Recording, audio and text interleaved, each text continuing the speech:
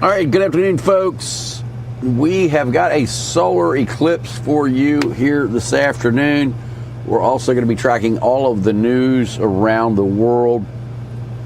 We've got a camera in Bangor, Maine, courtesy of Fox, and another one in Greenland. Also wanted to tell you about this particular eclipse because, well, it's a little different than others. Sounds like you're watching an eclipse broadcast. Want me to look up what kind of eclipse is happening? An historic eclipse is crossing the northern hemisphere with the moon's shadow sweeping from Russia and Greenland to Spain. Hundreds of thousands of people are gathering along what's called the path of totality, where the moon will briefly completely block out the sun. Francisco Diego is Vice President of the UK's Association for Astronomy Education. Francisco, welcome to the programme. What makes a total solar eclipse such a rare and extraordinary event? It is something that has come back for thousands of years, really. You can imagine that in the middle of the day, for no apparent reason, the sun is going to disappear from the sky. The most important thing for life on Earth is going to disappear from the sky. And in the past, people didn't know it was going to be for a few seconds, a few minutes, etc., and then it comes back. And but even today, when you look at the total solar eclipse, you are going to be in the path of the shadow of the moon. The shadow of the moon typically has 100 or 200 kilometers in diameter, and it sweeps the landscape at about 2,000 kilometers per second. It's about twice the speed of light. Sorry, twice the speed of sound. And it goes very, very fast. And you see that shadow, that darkness, that kind of black sky coming towards you at that speed. It's really terrifying. Even today, when we know that, I have been in that situation, and I have filmed it with fisheye lenses, and you will see the shadow of the moon coming at that speed. And it is terrifying when the sky goes from day to night in a matter of seconds. It's fascinating. And I wonder what we should expect to feel as the moon completely blocks out the sun. What happens is about 5 minutes before totality, you are in the path of the track, in the track of the shadow of the moon. About 5 minutes before totality, you really notice that the sky and the landscape are getting darker and darker, and there are no clouds. There is no reason for that to happen, but you don't realize until you really look at the sun with the special protection that a solar eclipse is taking place. And then in the last few seconds, the darkness comes total. I mean, you are surrounded suddenly, you are surrounded by a twilight all around you, a 360-degree twilight, which is fascinating for a few seconds or for a few minutes. This eclipse comes as the sun is quite low in the sky over Spain. How could that affect what we actually see? Yes, it's not a very attractive eclipse from that point of view, because this kind of darkening of the sky happens, well, just before sunset, which is not that spectacular as if the sun was exactly overhead. But and also the risks of clouds in the horizon may prevent the observation of the eclipse. It doesn't seem the case today when we have a beautiful sky here in London. It's going to be clear all the way down to the sunset. So yes, it is at sunset, and it is not ideal situation, but at the same time it's easier to observe because you are looking like this, not like that, and then you have your special viewers. And then what we see in London is not a total eclipse, but it will be 92% or 91% coverage, which will make the darkening of the landscape quite dramatic as well, as I mentioned before. Not totally, but quite dramatic.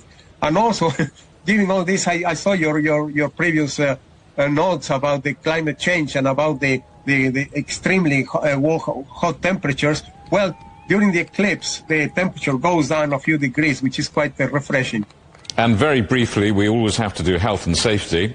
Just give us the very brief advice. You must have special glasses on.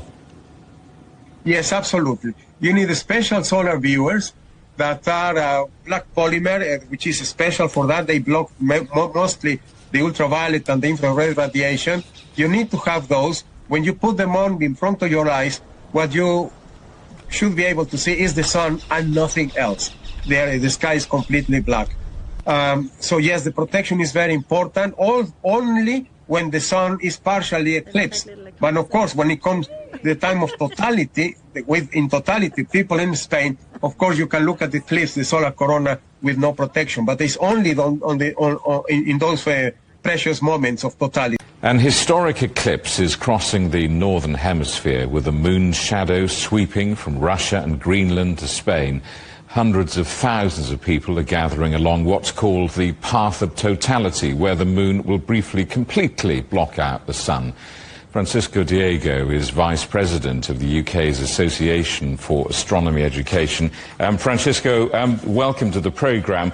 What makes a total solar eclipse such a rare and extraordinary event?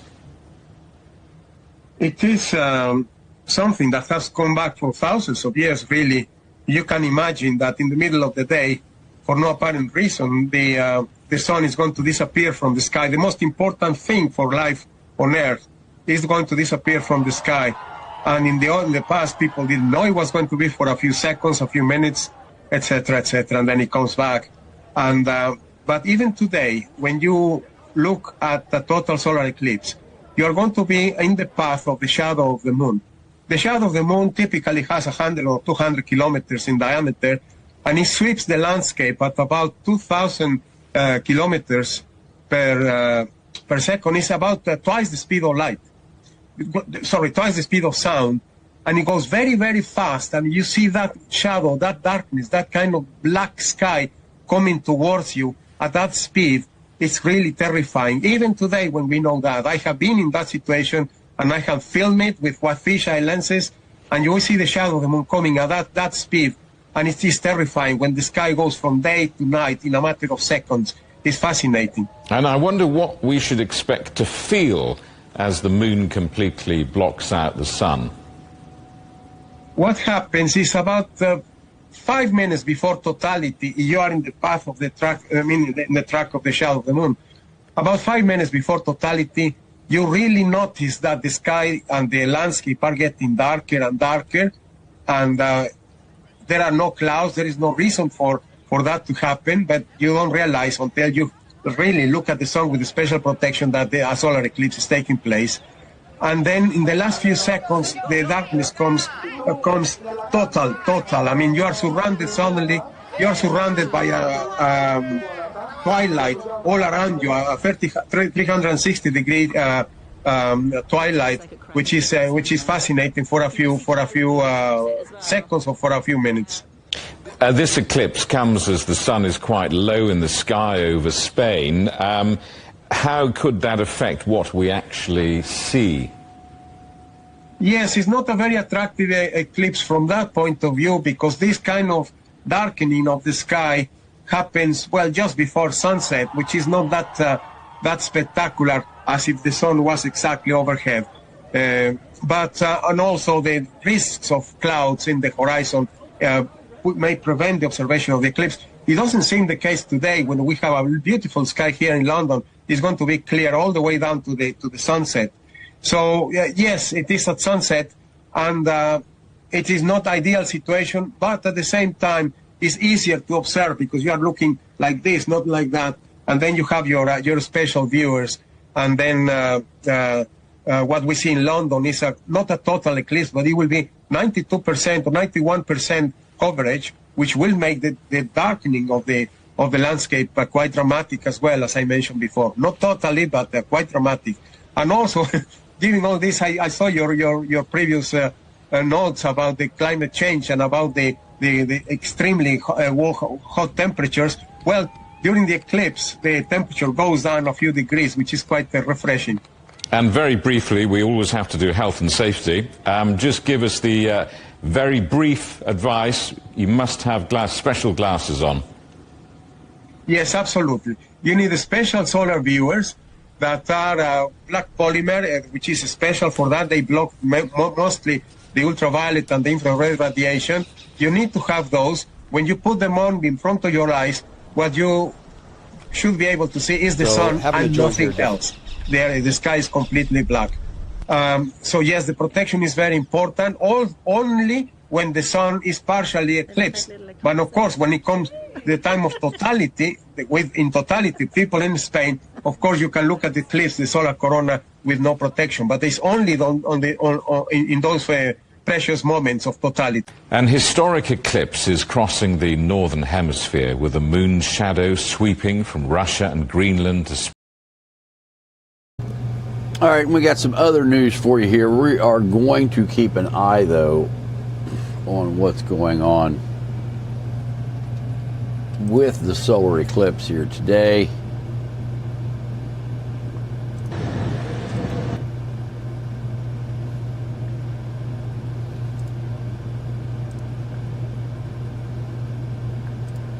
Trying to get you guys everything here.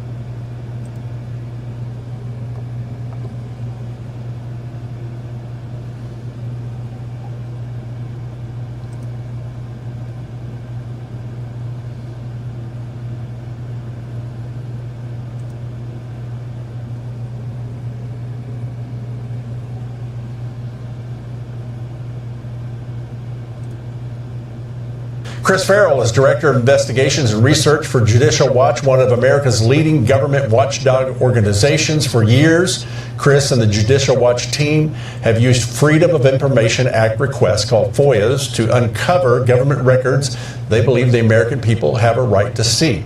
And we do have a right to see it. Chris, welcome back to Unclassified. Glad to have you here. Great to be with you, Greg. Thanks. All right, you guys do more FOIA lawsuits against the government than anybody else, right? That is correct. But the next three organizations combined don't equal what we do.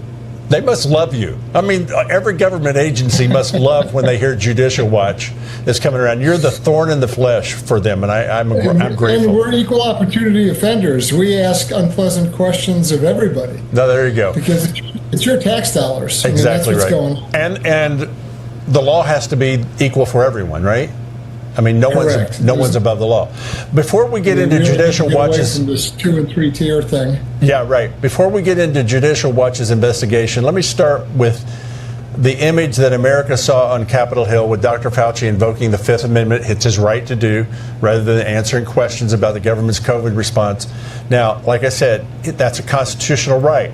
There's argument because of the pardon whether he still had that right or not. So from an accountability standpoint, what did that hearing say to you?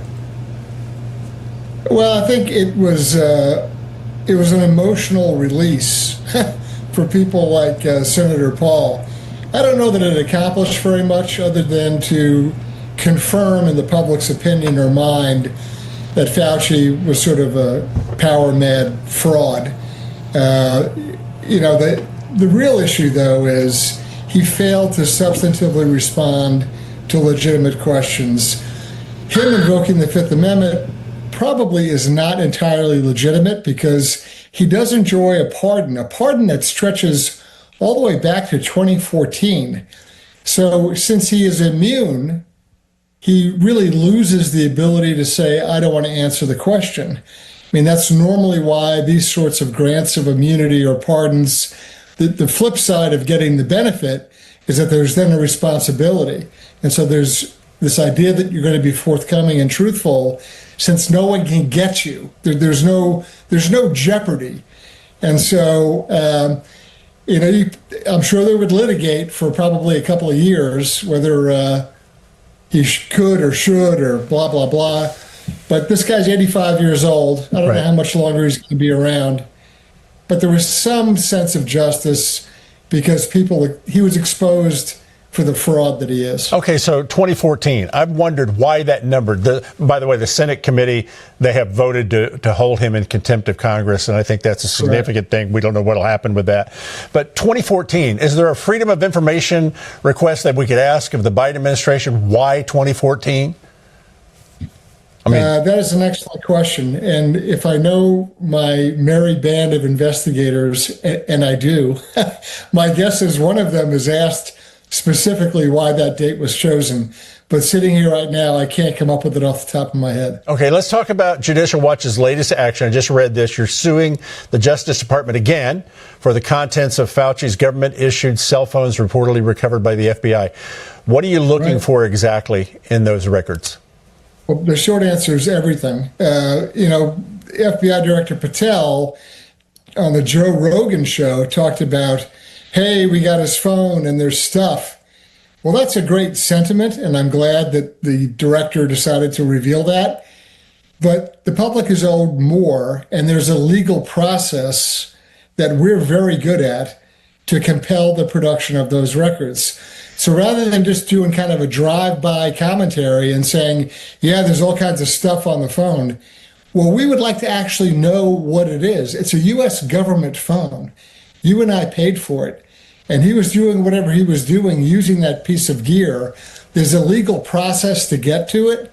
We're extraordinarily good at doing that, so that's what we're going to do. He should have had Hillary's people helping him because they're already finding some things. Let me ask you about another one that you did, the FBI, I want to call it the secret room, or I think it's called the burn room. And burn bags. The burn bags. It's actually a SCIF. Go ahead. It's a sensitive compartmented information facility. It's like a vault within a vault. It's where the super secrets are kept. And on a Fox and Friends episode back on May 29th, 2025, then Deputy Director Bongino, again, this is one of these off-the-cuff remarks that are made by FBI leadership. Bongino says, oh yeah, we found a hidden room. That's the word that he used. It really wasn't a hidden room. It was hidden from them in the sense that they didn't know the SCIF was loaded up with unaccounted for material, all kinds of files, documents, records. There were safes in there, there were file cabinets, and then burn bags, which are literally paper bags that are marked for destruction, and people had dumped files in them. Well, there's 2 million, or actually 1.9 million records in that room, and the FBI has no idea what they are. I mean, they have a general idea of some old records and some new records. Well, it's not just Judicial Watch asking annoying questions. Senator Grassley or Jim Jordan on the Hill, they're asking questions. Allied intelligence services, Britain's MI5 would ask a question about, well, what do you have on, X, Y, or Z? Or even domestically, the NYPD has a very sophisticated intelligence division. When they go to ask the FBI if they have records on something or documents about a topic, have they been checking that room? And the answer is no. So there's no accountability. There's no records structure. Chris, from what I understand, there's a safe in there. They can't get in it. Nobody has to get in it. A lot of these records come from the Comey era when he was there, and there was all kinds of things that were happening in that. Isn't there laws regarding the safe handling and storage and keeping of records? I mean, didn't we hear all about this with Trump and Biden? And we've just got this room with stuff in bags, and it'll take how many years? 158 years before they go through all of it? The FBI's position is they can only process 500 records a month. I can tell you that a sharp paralegal can do 500 records in an afternoon, right? So the idea that that's their limit and that they're claiming it's going to take 158 years to be able to process those records, I mean, that is wildly insulting. I don't know how they have the guts to go in front of a federal judge and say that. And I don't know why the leadership at the FBI, Director Patel, if you're listening, how do you stand for that? How do you allow your legal counsel to go in front of a federal judge, and after you brag about uncovering these records and documents, how is 158 years a good enough answer in a federal court that the American public should wait that long for stuff. Some of the stuff goes back to Jack Smith. It's not. Wow. This is not all ancient history. This is stuff from like a few months ago. Yeah, things you've been asking for. It looks to me like you could use AI or something, right? AI could do this, and of course you could scan the documents, have an AI program categorize them. You would be 3/4 done in about a week. All right, let me ask you this, Chris. After years of FOIA requests and lawsuits, and thank you, by the way, for the American people doing this, congressional hearings, investigations in the COVID era or anything, is there any question that needs to be answered? What's the singular question you think needs to be answered that we've not been answered? Why the public was lied to about the severity of COVID. When you look at the mortality rate, it was basically a bad flu. Now that's a generalization. Certainly there were exceptions to that. But generally speaking, I think the survivability was like 98 point something, which is basically the same as a bad flu. And yet we turned the country inside out and upside down. We had ridiculous masking procedures and all the stuff Fauci invented, like stand 6 feet apart, and then some really weird authoritarian crackdowns where somebody swimming in the ocean by themselves, they'd go out and arrest them. Right. I mean, nutty stuff. Yeah. And it really, to me, it's sort of an authoritarian control test. Chris, finally, it's election day in 3 states in the primaries with a lot of eyes on Wisconsin, Minnesota, and then South Carolina to replace Lindsey Graham. Wisconsin's always close in every election they have. Trump won that state by about 1 point over Kamala Harris. Now the governor's race has a socialist running, which is part of a growing trend nationally. She wants government-run grocery stores for one thing. Now, you are one of our government's, like I said earlier, thorns in the flesh, keeping them transparent. What could possibly go wrong with government groceries for everyone? Greg, you can't be serious. Look, whatever the government touches, 9 times out of 10, it doesn't turn out well. And this woman who's running has some really extraordinary, off-the-wall public statements that she's on the record about. If Wisconsin decides to go in that direction, good luck. It's just like New York with Mamdani. If that's what you want, H.L. Mencken said that democracy is the idea that the people, should get what they want, good and hard, right?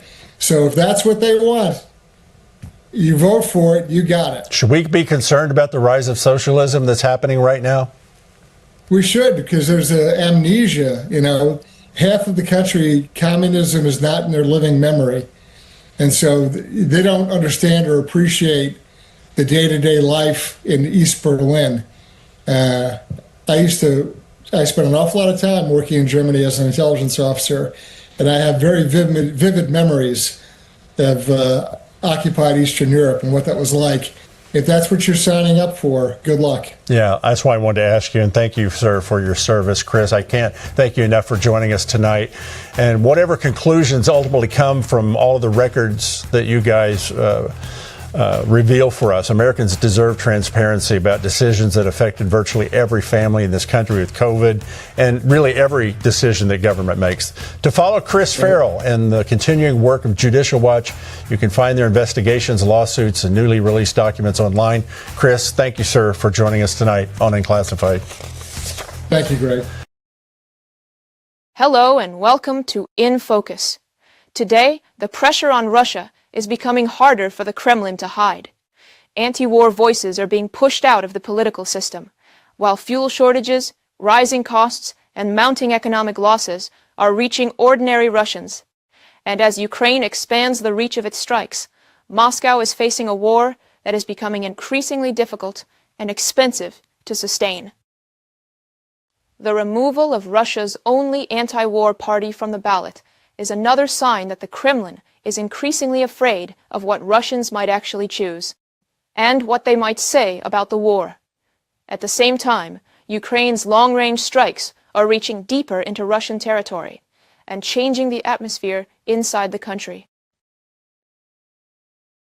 Ahead of the State Duma elections, Russia's Supreme Court has removed the country's only anti-war party from the race. On August 10th, the court canceled the registration of Yablokko's federal candidate list following a hearing that lasted more than 8 hours. Among the claims against the party were alleged calls for extremism, foreign funding, and copyright violations. Formally, it is a dispute over paperwork. In reality, the ballot has lost the only option through which voters could cast a vote against the war.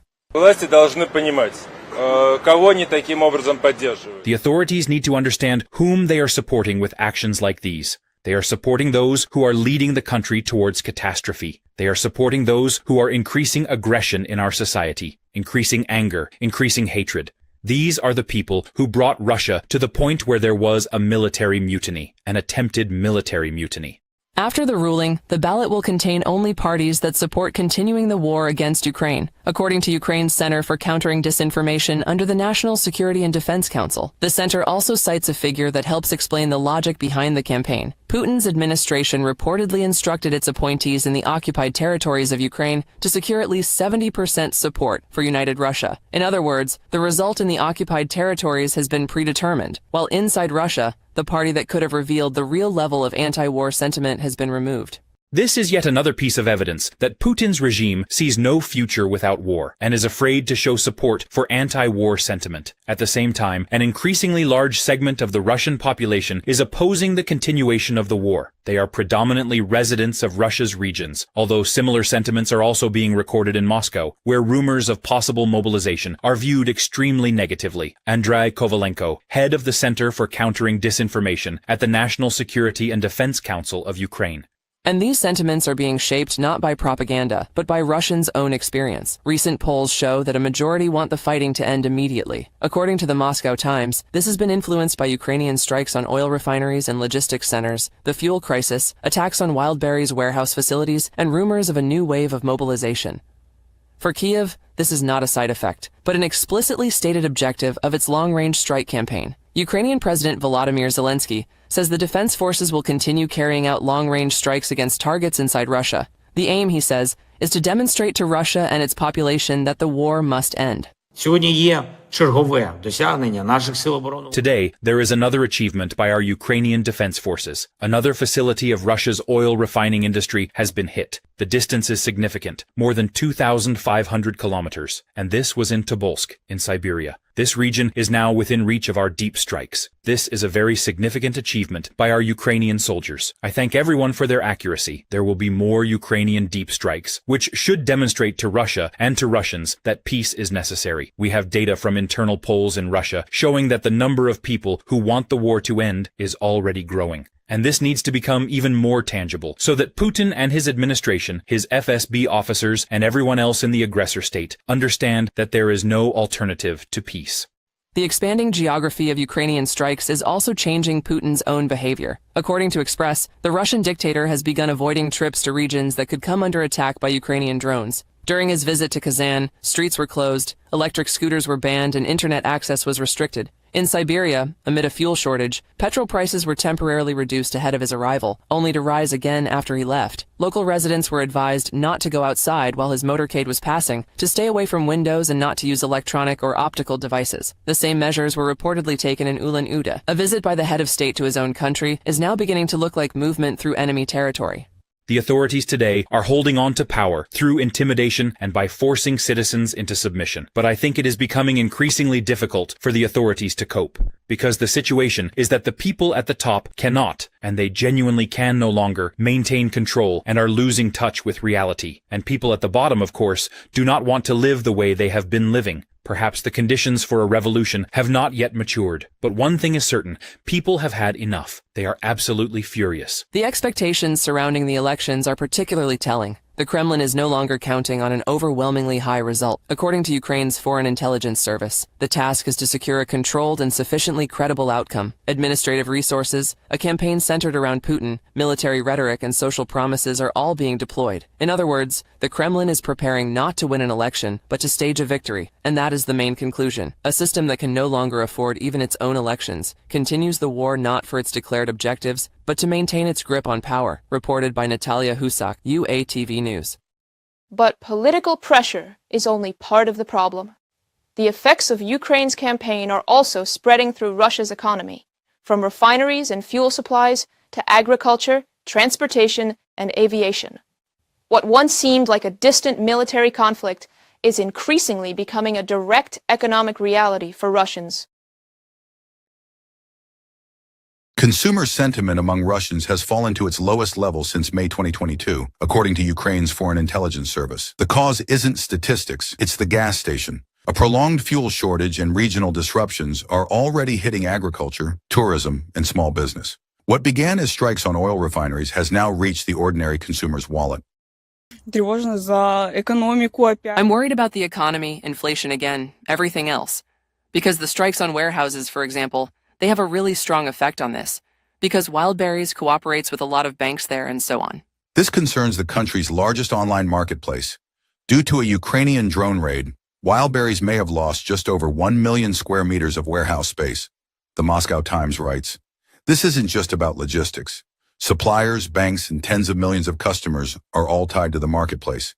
Analysts already measure the scale of the losses in percentage points of GDP. Wildberries provided contacts, jobs, supplies, and orders for 80 million Russians. I want to remind you that Russia has 130 million people. It didn't create them, it channeled them through itself. Goods worth 3% of GDP. And just imagine, if such a marketplace goes bankrupt, it would need 520 to 530 billion rubles to settle up with its suppliers. Those are direct losses. All of this converges into a single figure. Russia's state budget deficit is approaching 8.7 trillion rubles, twice what was planned for the entire year, Reuters reports. Destroyed refineries, business troubles, and war spending are all adding up. From there, the chain goes further down, to the individual person. Expensive fuel is making the harvest unprofitable. Absolutely all of my equipment runs on diesel. Combines, tractors, the trucks that haul everything out of the fields, loaders, including front loaders, everything. Diesel wholesale right now costs 120 to 130 rubles per liter, whereas when farmers were factoring costs into their roadmap, they were counting on 70. So do the math, almost twice as expensive as it used to be. Dennis, a farmer, in a comment to The Insider. The second effect isn't price, it's quality. Cars in Russia have started breaking down en masse. The Moscow Times writes, owners are increasingly turning to repair shops over engine and fuel system failures. Vehicles are designed for Euro 5 standard gasoline, but due to the shortage, they're increasingly being filled with Euro 2 class fuel, where sulfur content can be up to 50 times higher. In other words, the shortage isn't just costing Russians money, it's breaking their vehicles. We filled up with gasoline from Rosneft that we'd collected in a canister, and I decided to put a nylon stocking over the nozzle. This is what was in the gasoline. So if I hadn't put that on, this would have gone straight into the engine. It's all really coarse stuff, so keep that in mind. The same problem has taken to the skies. Strikes on oil refineries have created a domestic shortage of aviation kerosene, and its export is now banned. Moscow tried to close the gap through imports. According to Reuters, in July, Russia was supposed to receive a Japanese aviation fuel shipment of at least 200,000 barrels via traders, delivered through South Korea, but trade sources said the shipment never arrived. A country that used to sell fuel to the whole world is now seeking it through intermediaries. And what it still produces, analysts call low quality, which is now a matter of flight safety. Изменение норм безопасности по топливу. The change in fuel safety standards is simply a red flag. Russia has lowered its freezing point standards, for example, meaning they'll be adding all sorts of low-grade additives to the fuel, and planes won't be able to fly at -60. And let me remind you, that's not the temperature on the ground, but at cruising altitude, because the temperature there is much lower, and winter is coming. But the planes themselves are also becoming scarcer in Russia. Import substitution for the An-2 has completely failed. This refers to the legendary Kukuruznik biplane with an American engine. On new engines, authorities had planned to launch 2 much-needed routes, from Novosibirsk to Strezhevoy in Tomsk region and to Belokuricha in Altai. For Siberian regions, small aviation isn't a convenience. It's the only connection to the mainland. No one is flying anywhere, primarily because there's nothing to fly on, since there are no small aviation aircraft. Our basic plane was the An-2, A very old one. What happened, happened. We don't have any American licenses or engines. Gennady Guselnikov, chairman of the Interregional Association Siberian Accord. The company that developed the An-2 offered to restore around 700 old aircraft that are in private hands and equipped with Soviet engines. But this requires a large sum of money, up to 21 billion rubles, which the Kremlin, instead of saving the Russian economy, prefers to spend on the war. Reported by Dmitro Shulha, UATV News. Russia is facing growing pressure on two fronts. Its political system is becoming more restrictive, while the economic cost of the war continues to rise. Ukraine, meanwhile, is expanding its capabilities and forcing Moscow to confront consequences far beyond the battlefield. Thank you for watching In Focus. If you enjoyed this episode, then make sure to like this video and subscribe to our channel. We'll see you in the next one.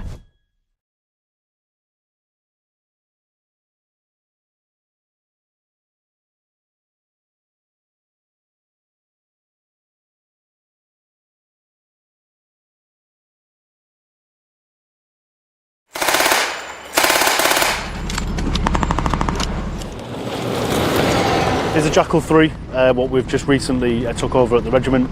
I'm going to take you around this vehicle and show you some new points that are on it compared to the Jackal 2.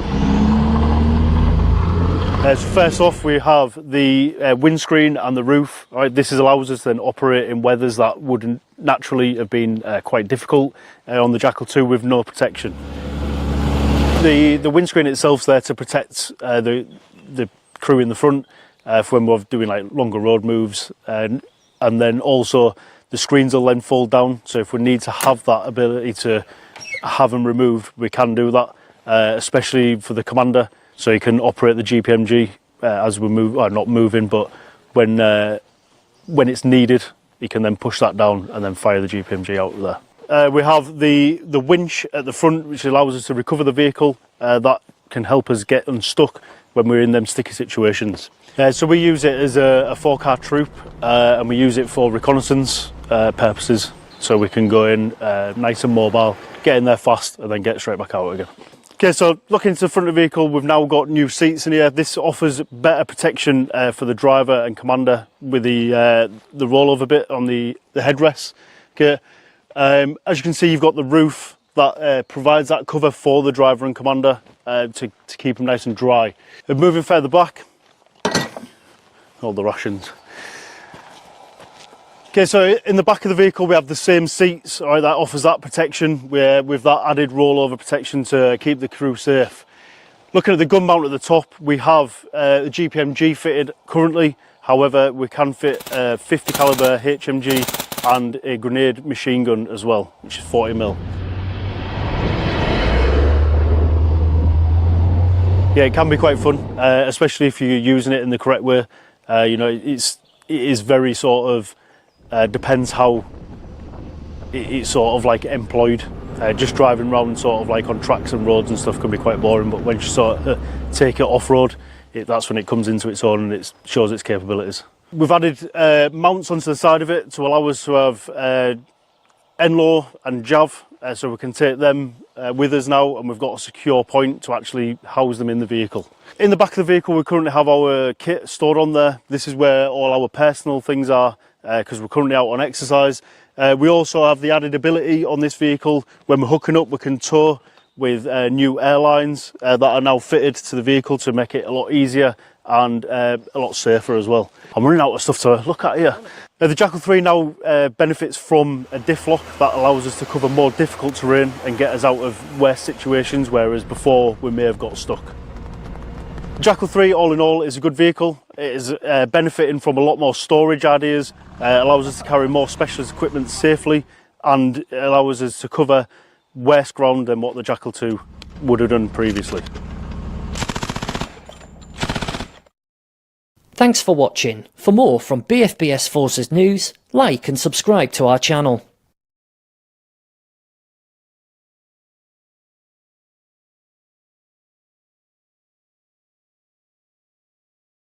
So let's get right to it. Invest 93C. And you're thinking, wait a second, where did the C come from? We are in the Central Pacific right now, very close to it, just a few miles over. We would be saying 93E. Well, not 93, but we'd be with the E.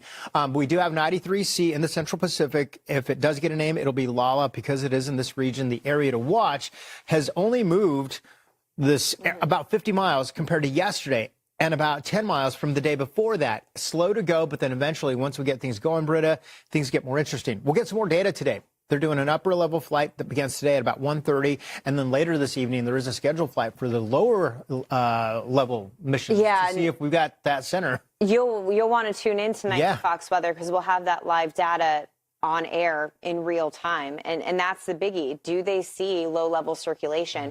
The sooner this gets named, the better, because my concern is the timeline. It's Wednesday. We could have impacts as early as Friday night. So the longer this takes to actually get a name, you have a lot of folks that might be caught off guard. I think locals certainly are watching this very closely. But if you're somebody that lives in Arizona and you got a flight on Saturday to Hawaii, you might not even know that you're going into what could be a Category 1 hurricane. So the tropical threat continues to be high.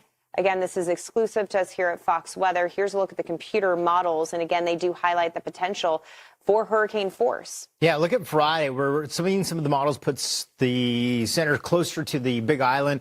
Exclusive also to Fox Weather. You'll see here, look at the blue. That's the Google DeepMind, the AI. You see a red line around that indicating that this would be a hurricane, perhaps Cat 1 at this point, which is what we're looking at. Also, the European showing that white line around the red, also indicating we could have a hurricane at this point. Impacts will be there regardless as far as waves and rain. The consensus, when you look at all of the models and you take the average, would take this, the center of it, right over the Big Island. Major concern for us and anyone who lives there. To your point, Britta, people sometimes don't even react until the storm gets a name. We have to remember it doesn't matter what is going to happen. The amount of rainfall that's to come Friday, Saturday, Sunday, Monday could be significant, and that could lead to debris flows, mudslides, all of that. And but also keep in mind that we could have a landfall of a Category 1 hurricane. That's being represented in some of those computer models. If Russia's not going to show signs of accepting a ceasefire on the current front lines, you need to get leverage against them.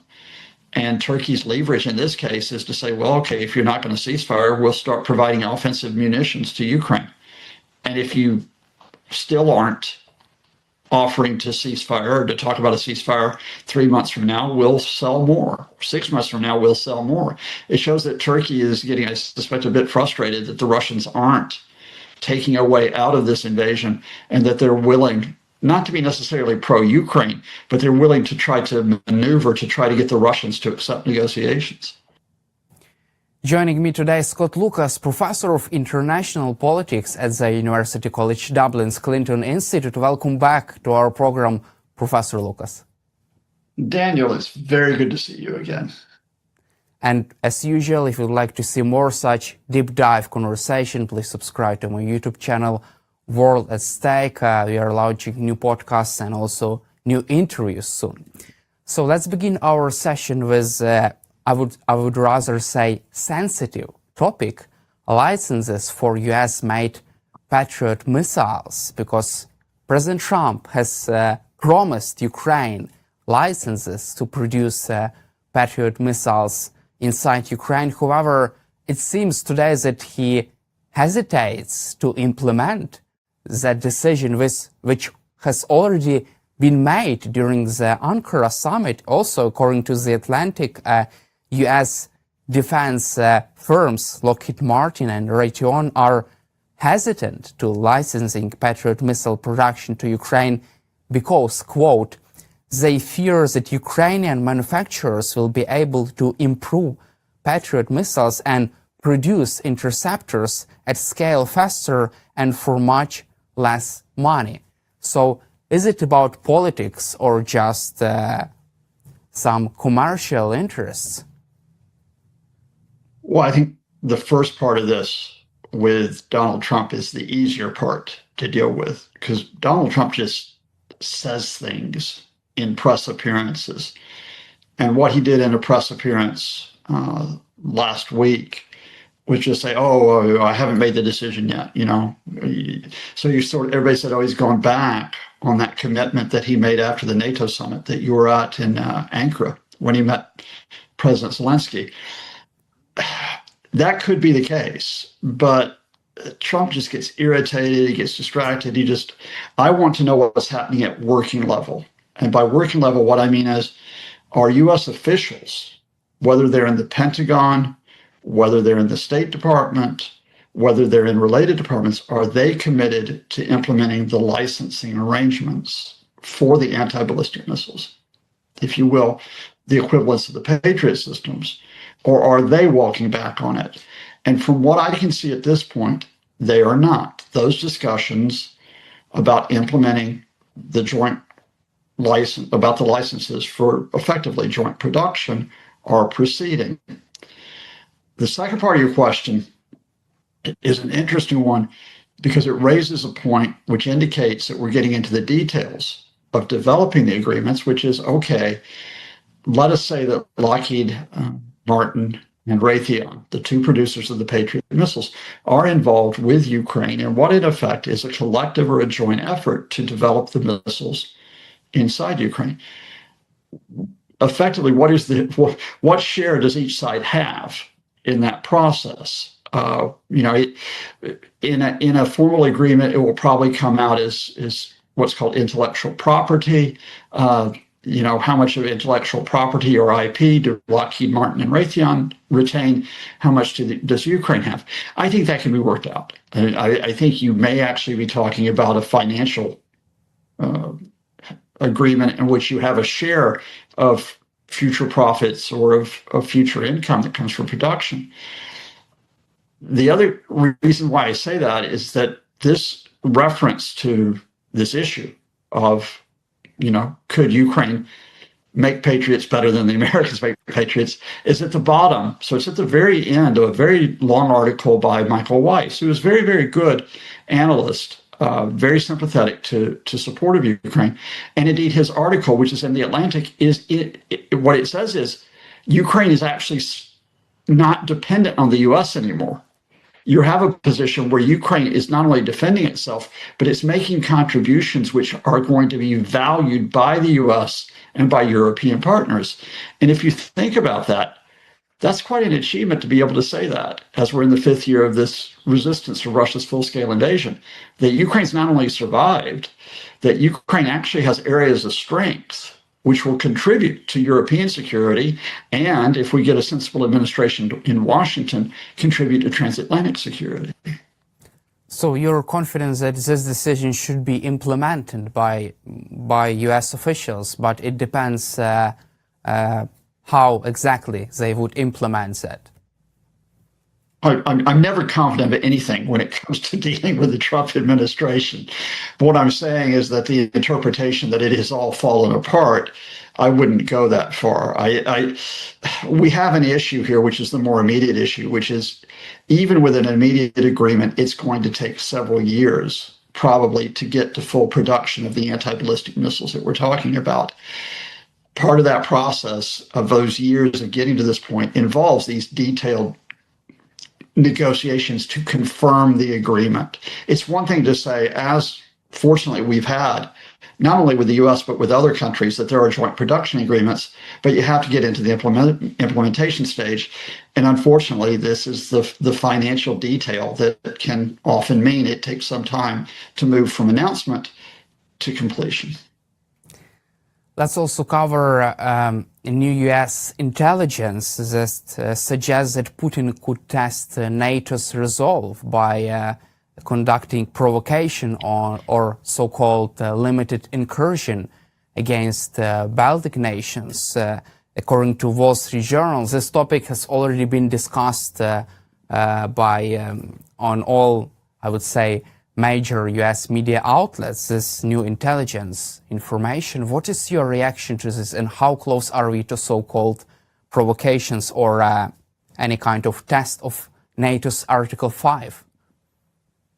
Well, I think the Trump administration is a bit late to the party here. I mean, I think you've had assessments from European governments starting with the Baltic states who are there on the front line, but with others, which is, look, the Russians will be engaging in cyber attacks. The Russians, in fact, are engaging in sabotage.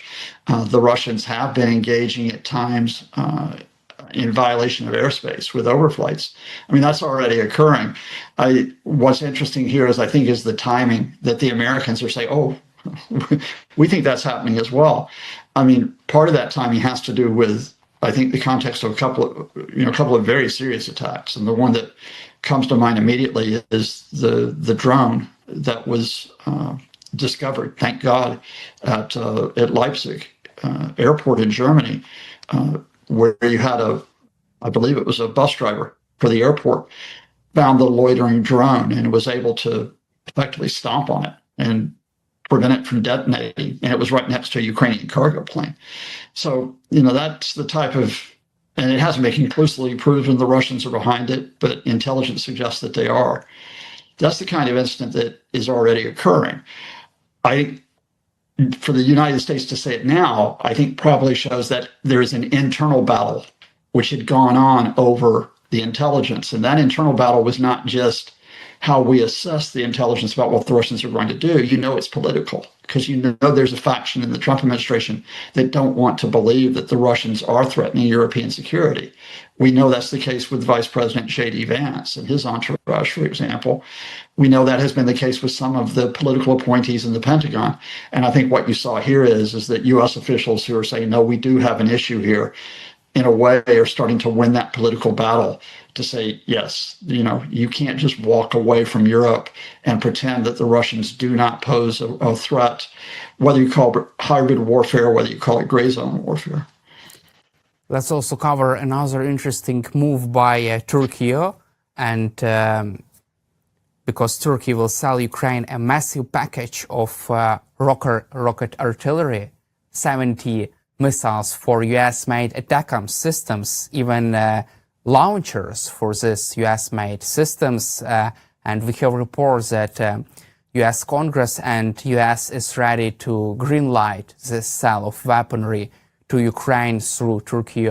What is your take on this? Because this is probably the first time when we publicly have this announcement, and from Ankara, right? Because Ankara has unique position in the region and tries to have a good relationship with Russian side also. I think there's a couple of layers of significance here, which will take us back to our first topic, and that is that you start off with Turkey, and you're absolutely right that Turkey has been in this middle position between Ukraine and Russia. You remember in the early days of the war that they were the broker for the Istanbul talks. They've continued to hold themselves out as a potential broker for talks, but here they are saying, oh, okay, this is a significant military package that they are going to sell to Ukraine with those 70 ATACMS missiles. Now, and I can remember, you might remember, Daniel, about 3 years ago, there were months of discussions about whether the Biden administration would provide ATACMS missiles, short to medium range ballistic missiles. So this is a significant weapon, and it's a package which also includes a great deal of munitions in addition to those missiles. Now, for Turkey to now sell that to Ukraine means they're sort of tipping a bit towards that support of Kyiv. But the second point here is that because that's a U.S.-made missile system, you have to have American permission to provide it to Ukraine. And the way that we found out about this was that there was an official notification, U.S. congressional notification, in which the State Department was informing Congress that they would like to get permission for this. So once again, the working level of American officials in the State Department have approved, or they are recommending approval of those American-made weapons being sold to Kyiv, not given to Kyiv, but sold to Kyiv.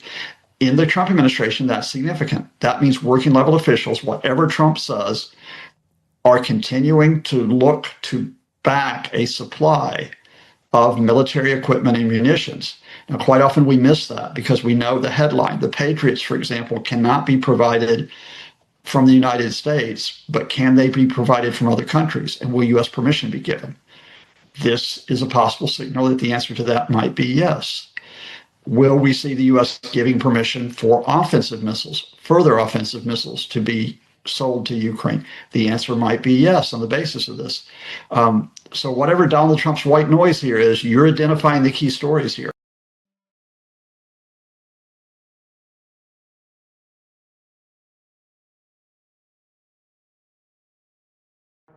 August 11th, Gulf of Oman. A cargo ship is moving toward Iran. It shouldn't be. The Vela Nova, Panama flagged, 475 feet of steel, is trying to slip past a blockade that's been in place for weeks. Warnings go out. The crew ignores them. Then a U.S. Navy helicopter opens fire. 2 Hellfire missiles, straight into the engine room. The ship stops dead. Steering gone. Power gone. 71 nautical miles off the coast of Pakistan, and the Vela Nova isn't going anywhere near Iran. Not today. Not this trip. But here's what should actually stop you. This is the 3rd time this has happened in less than a month. And if the United States is willing to fire missiles into a civilian ship's engine room to enforce this blockade, how many more ships are about to find out the hard way that this isn't a bluff? Strip away the missiles for a second. Think about what the Vela Nova actually was. A container ship. Not a warship. Not a smuggling vessel built for this. A commercial freighter, flagged in Panama. The kind of registry thousands of cargo ships use every single day for tax and regulatory reasons that have nothing to do with Iran. Somewhere on that ship, there was a civilian crew. People doing a job.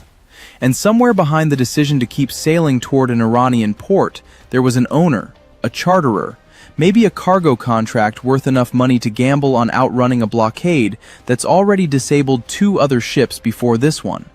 That's the part that doesn't make it into the CENTCOM statement. Every one of these ships is a bet.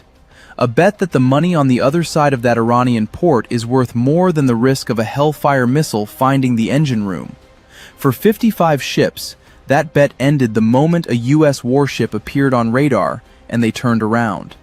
For the Vela Nova, it didn't end in time. The Vela Nova isn't an isolated incident, it's a pattern. And the numbers tell the real story. 55 ships redirected, 3 disabled, 2 boarded. That's the count since the U.S. reimposed the blockade on July 14th. The Vela Nova joins a list. The Mozambique-flagged Levine hit July 24th. The Curacao-flagged Belma a week before that. Different flags. Same result. Engines destroyed. Ships left drifting in open water as a warning to everyone else watching on radar. Do the math on those numbers. For every ship that gets hit, 18 others turn around the second a U.S. warship shows up. That's not luck. That's deterrence working exactly as designed. 3 strikes exist, so 55 ships never have to find out what happens next. And this blockade didn't come out of nowhere. It's the direct result of a ceasefire that collapsed. Back in June, the U.S. and Iran signed a memorandum of understanding, a fragile pause after months of war that began back in February. That pause didn't hold. By July, strikes had resumed, and the blockade came back with them, tighter than before. American forces operating in the Middle East, CENTCOM says, are highly vigilant, focused, lethal, ready. That's not a press release. That's a warning label. So why a helicopter? Why not a destroyer's deck gun? Why not a fighter jet screaming in at Mach 1? Because precision beats power, every time. Meet the MH-60 Seahawk, specifically the Romeo variant, the aircraft doing almost all of the U.S. Navy's dirty work in these waters. It's not flashy. It's not a fighter jet. But look at the numbers. Close to 270 Romeos in the fleet. 90% of every Navy combat helicopter in existence is some version of this aircraft. This isn't a specialist tool. This is the backbone. $30 to $47 million a unit, depending on the sensor package. Compare that to a $100 million fighter jet, and the math starts to make sense. 2 General Electric engines, close to 2,000 horsepower each, a cruise speed around 145 knots, fast enough to reach a target ship in minutes from a destroyer patrolling the strait, slow enough to hover and hold a lock while a crew watches a warning go ignored. Here's why it wins this fight. The Romeo carries multi-mode radar, electro-optical and infrared cameras built to hunt submarines, and just as good at picking out exactly which compartment on a ship's hull needs to go dark. It can hover. It can wait. It can watch a crew ignore 3 warnings and only then make the call to fire. A fighter jet can't do that. A fighter jet moves too fast to be patient. A deck gun can't guarantee it hits an engine room and nothing else. The hellfire from a hovering Seahawk can disable a ship without sinking it, without killing anyone aboard, without turning a blockade enforcement into an international incident. And it's already there. On nearly every warship patrolling these waters, a Seahawk is sitting on the deck, rotors folded, ready in minutes. 2 words in that CENTCOM statement do a lot of work. Hellfire missile. This isn't some massive ship killer built to send a freighter to the bottom of the Gulf of Oman. The Hellfire was designed decades ago as a precision anti-armor weapon, small enough for a helicopter to carry multiple rounds, accurate enough to hit a single window on a moving vehicle from miles away. Each one costs somewhere in the range of $150,000. Against a multi-million-dollar cargo ship, that's not even a rounding error, and that's exactly the point. This is the cheapest, most controlled way to take a ship's engine room offline without escalating into something that ends up in front of the United Nations. 2 missiles, 1 target compartment, no casualties reported. That's not an accident. That's the entire design philosophy behind why the Navy chose this weapon on this aircraft for this exact mission. The Seahawk isn't the only option, it's just the best one for this job. A destroyer's 5-inch deck gun could fire warning shots, but warning shots don't disable an engine room, and precision hits on a moving target from a rolling ship's deck are a different kind of gamble. The MQ-8 Fire Scout, the Navy's unmanned helicopter, can loiter for hours without risking a pilot, but in most configurations, it isn't armed for a strike like this. And when a warning has to escalate to a trigger pull in real time, a human crew still wins that decision. Boarding teams are the quiet alternative. Fast boats, armed sailors, a full search of the vessel. That's exactly how CENTCOM took down the 2 ships they boarded. But boarding only works if the target actually stops moving. The Villanova didn't. And fighter jets? A Super Hornet could theoretically strike from the air. But using a guided bomb built to sink warships against a cargo freighter's engine room isn't precision. It's overkill with a price tag attached. Out of everything in the fleet, the Navy keeps reaching for the same helicopter. Cheap enough to risk, precise enough to trust, close enough to always be there. 3 ships disabled, 55 turned away, 2 boarded. And somewhere over the Gulf of Oman right now, another MH-60 crew is watching the water, waiting to see who tests this blockade next. Because this isn't slowing down. Every week the Strait of Hormuz stays closed. Every week those negotiations in Muscat and Tehran drag on without a deal. More ships are going to gamble on that run to an Iranian port. And every one of those gambles ends the same 2 ways.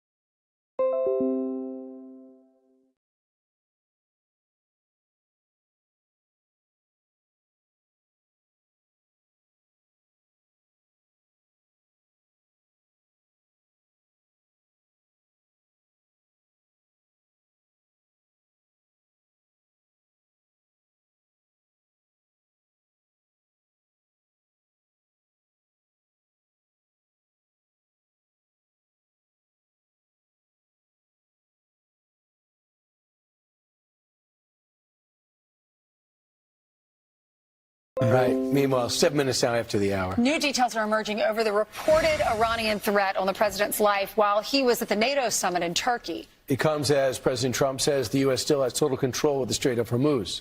Chief Foreign Correspondent Trey Yingst joining us live from Tel Aviv with the very latest. Hey, Trey. Yeah, hey guys, good morning. It's a story that has captured the world attention this week, a threat by the Iranian regime on President Trump's life in Turkey last month. The Wall Street Journal reports it was actually Israeli intelligence that tipped off the administration to a specific danger. The report explains the sourcing on this information, saying the U.S. official said Israel briefed the Trump administration on the intelligence, which included a threat to use shoulder-to-air missiles to target Air Force One. Ultimately, the president was reportedly moved from Air Force One to another plane using a catering truck. Fox has not independently confirmed that detail. Mr. President, can you tell us about your ride on the airport catering truck in Turkey? Why did you need to do that? Well, it's only up to Secret Service. I just follow what they'd like to do. So I go by Secret Service and the military. They wanted me to go on a different flight, a different plane, equal safety, but they wanted me to do it, so I do it. I do what they say. The story comes as indirect negotiations continue with Iran aimed at reopening the Strait of Hormuz. And the head of Iran's Supreme National Security Council said Tuesday the strait would not reopen until the United States meets all Iranian conditions. This does include unfreezing assets, giving compensation, and ending the war. Yesterday, U.S. forces disabled a Panama-flagged vessel that ignored warnings in the Gulf of Oman about the ongoing U.S. naval blockade. CENTCOM said an MH-60 Navy helicopter fired 2 Hellfire missiles into the ship's engine room. Still, the Iranians remain defiant as diplomatic efforts are dragging on. No one thought that Iran could resist in this way against America, with the Israeli regime accompanying it and the support of many other countries, including all Western countries and some other countries that we all know, and not bow its head and ultimately force the enemy to ask for negotiations. Officials in Israel tell Fox News they are preparing a variety of contingency plans for the uncertain days ahead. Guys? So, Trey, what would you say is the status of negotiations? I see on Al Jazeera English that mediators are pushing for the U.S. and Iran to start talking directly again, and Pakistan is the one behind it. Pakistan's a problematic ally who's very close with Iran. So your thoughts about this? Because we're not getting any positive vibes coming from Washington. At this point, reports indicate zero progress in a broader agreement with Iran. There are ongoing conversations between Iran and Oman about control of the Strait of Hormuz, but as we hear again and again from Iranian officials, they don't appear serious about actually keeping this international waterway open. In the background here, you have the ongoing U.S. naval blockade of Iranian ports, and it is costing the Iranian regime hundreds of millions of dollars each day. And this economic pressure is affecting inflation numbers inside of Iran. It's difficult for many of the people there to access the goods that they need because the Iranians aren't even able to distribute general resources to their people. And so as this moves forward, this pressure will continue on the regime in Tehran, and that is one of many levers that the president has to pull on the economic front to pressure Iran to make a good faith deal. On the military front, there are still more than 50,000 U.S. forces staged across the Middle East in preparation if the president decides to return to combat operations. Guys? All right. Trey Yingst, live for us from Tel Aviv. Trey, thank you very much. Thanks, Trey. Be sure to like and subscribe for all the Fox News latest on YouTube and catch full shows streaming now on Fox One. To the outside world, it seems like Putin more than has his hands full in Ukraine. But deep in the bowels of the Kremlin, plans are being made. Putin senses opportunity. He also feels desperate. And when that heady combination exists, Putin's response is to always do the one thing that nobody wants him to do: escalate. An escalation beyond any we've seen is coming. That's according to US intelligence, which says that a Russian attack against NATO is on the horizon. We're going to break down why and what this attack might look like in this video, but first, here's what we found out from the intelligence itself. The news broke on August 8th that according to new US intelligence, Russia is planning to test NATO's collective resolve by launching what it calls a limited attack on a NATO-allied country. The nature of that attack is the obvious subject of debate. Best guesses range from a cyber attack through to a small-scale incursion against the nation that Putin might consider among the weaker in the NATO alliance. However, whatever form the attack might take, what Putin wants to do is test just how firm NATO's resolve is in the current geopolitical landscape, especially in terms of the triggering of Article 5 of the NATO Charter in response to such an attack. Under that article, all NATO members are duty-bound to come to the aid of any fellow member that experiences an attack on its own territory. Putin is eyeing up that article and asking himself if it's as ironclad as NATO claims it to be. Russia's leader is starting to feel like a test is needed, US intelligence claims, and that test may come sooner than anybody might have thought.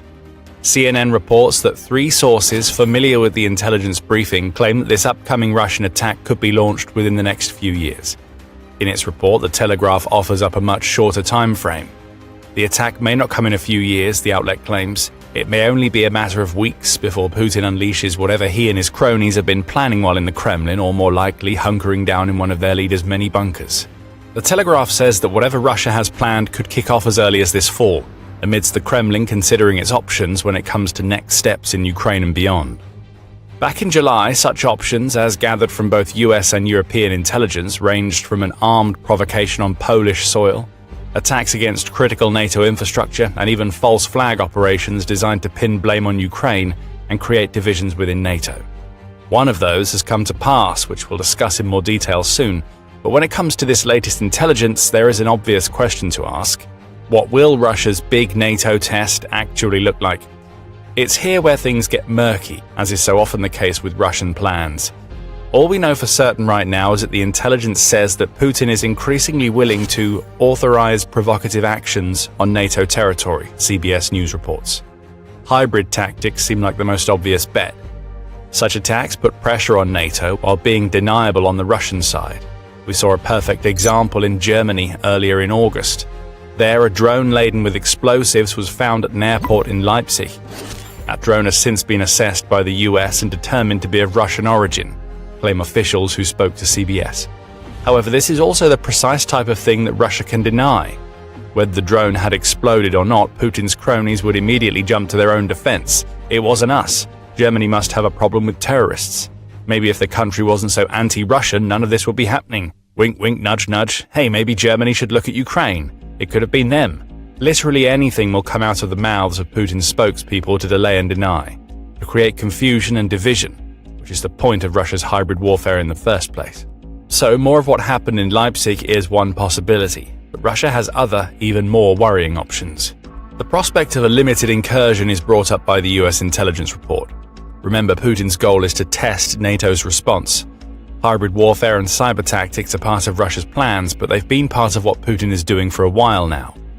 Putin, the real test lies in the Article 5 triggering that we mentioned earlier, and specifically in how the US would respond to a Russian escalation in the wake of its draining campaign against Iran. That's according to Heather Conley, who is a senior fellow with the American Enterprise Institute. She tells the Wall Street Journal, the question mark is how the United States would respond in that case. It's always been a goal of Russia's to challenge the credibility of NATO and to separate the United States from its allies. No truer test of that response exists than an incursion onto the territory of a NATO ally, especially if it's one of the allies that the Trump administration believes hasn't been doing enough to pay its way as part of its NATO membership. Poland has been mentioned, though nobody could accuse that nation of failing to meet its NATO obligations. Poland spends more of its gross domestic product, or GDP, on defense than any other NATO member, including the US. In 2025, Poland poured 4.48% of its GDP into its military. Other possible options lie in the Baltic region. The Baltic states of Lithuania, Estonia, and Latvia are all relatively small and vulnerable, as The Guardian points out. A provocation in one of these states, such as sending unmarked armed groups into occupied territory or even launching assaults against NATO's eastern flank, would be a true test of the organization's resolve. If Russia is intent on testing Article 5, then a small-scale land grab seems like the most obvious choice. And according to Newsweek, such a test will be well-timed if it comes within the next few months. The scenario is simple. Russia sends troops, unmarked or otherwise, into a NATO ally's territory. Estonia or Latvia seem like the most obvious choices, as both share borders with Russia. Those troops don't try to march on the capital, as they did when Russia invaded Ukraine in 2022. Instead, they cross the border and occupy, almost daring Baltic forces to respond to their presence. For NATO, a quandary appears. Newsweek points out that many of NATO's members have made pledges to increase their defense spending and strengthen their armed forces. But those pledges are multi-year affairs, meaning they are potentially not ready to confidently respond to such a show of force by Russia. A large-scale attack on NATO would be different. Russia wouldn't just be poking the bear then. It will be kicking that bear in the face repeatedly until it gets bitten. That's not what Putin wants. He knows that Russia would struggle to deal with the full force of NATO while fighting in Ukraine. But a small-scale land grab is different. That puts Article 5 to the test because it forces NATO members to ask themselves if it's really worth mobilizing forces for a few square kilometers of border territory. Russia also wouldn't have to dedicate a vast number of troops to such an operation, which is precisely what Putin needs while so many of his soldiers are still bogged down. All Russia needs in this scenario is to snatch a sliver of land and then wait to see what NATO does. In Putin's perfect world, NATO would do nothing in response. Russia would claim a victory. The territory itself wouldn't matter so much as what the failure to defend that territory represents. See, the Kremlin would declare, this collective defense alliance into which you pour your money hasn't helped you. NATO's credibility would be shot to pieces, especially among smaller nations that rely on being part of NATO for their defense. The propaganda and disinformation campaigns that followed would be on a scale not yet seen, creating the division that Putin wants to see in NATO. Perhaps all of this sounds unrealistic. However, the US intelligence essentially points out that Putin believes he has more options on the table than he's had at any other point since he launched his invasion of Ukraine. The possibility of a Russian invasion, small-scale or otherwise, was once viewed as remote. That isn't the case anymore. With each passing week, the prospect of such a move by Putin is growing, the US intelligence claims. If Russia attempts a small land grab, its strategy would be to get troops in quickly, install electronic warfare systems to confuse NATO communications, and deploy air defenses to make the airspace dangerous for any fighter jets that attempt to skirt it. This isn't speculation. As Newsweek points out, NATO has been actively planning and training for this kind of scenario in war games that involve its allied Rapid Reaction Corps, which would be first on the scene if such a land grab was attempted. In other words, NATO is gearing up for something like this to happen. However, the war games that it's been conducting are all based on Russia attacking one of the Baltic states in 2030. The US intelligence says that whatever Russia has planned could come as early as the fall. That's the problem NATO now faces. But questions remain beyond what Russia might try to do. Chief among them is also the most important: why now? What has changed in Putin's mind that makes him not only willing to authorize provocation on a scale we haven't seen before, but also makes him willing to test NATO at a time when its military is still bogged down in Ukraine? Well, what is happening in Ukraine is likely part of the answer to those questions. But before we dig deeper, this is a reminder that you're watching The Military Show. If you haven't subscribed to the channel yet, now is the perfect time to hit the button and enable notifications so you don't miss any of our videos. One thing we can say about the US intelligence is the concept of Putin testing NATO reactions is nothing new. Provocations have been part of Russia's game plan for Europe for years, and Russia has already started ramping up, albeit not to the point of putting boots on the ground. We mentioned a threat against Poland earlier in the video. In early July, US intelligence agencies warned Poland that Russia was planning something on its territory, likely an attack against the country. The nature of that attack was subject to speculation at the time. In late July, we may have just seen what Russia had planned. On July 30th, a Russian missile entered Polish airspace. That isn't as uncommon as you might think. Missiles have entered Polish airspace before, only to divert back toward Ukraine. But this one was different. The missile was tracked as it crossed the border between Poland and Ukraine, and it just kept on going. NATO and Poland scrambled air power, which followed the missile until it eventually crashed into a field, leaving a massive crater but causing no casualties. Later investigation revealed that the missile was a Russian KH-101 cruise missile, and that it had penetrated 90 kilometers deep into Poland from the Ukrainian border. The point we're making here is about credibility. US intelligence warned something was going to happen to Poland, then something happened to Poland. Putin followed through on the threat that the US said was coming, albeit in a way that still allows the Kremlin to deny fault. The missile, the Kremlin can claim, must have been diverted into Poland by Ukraine's electronic warfare. It was all an accident.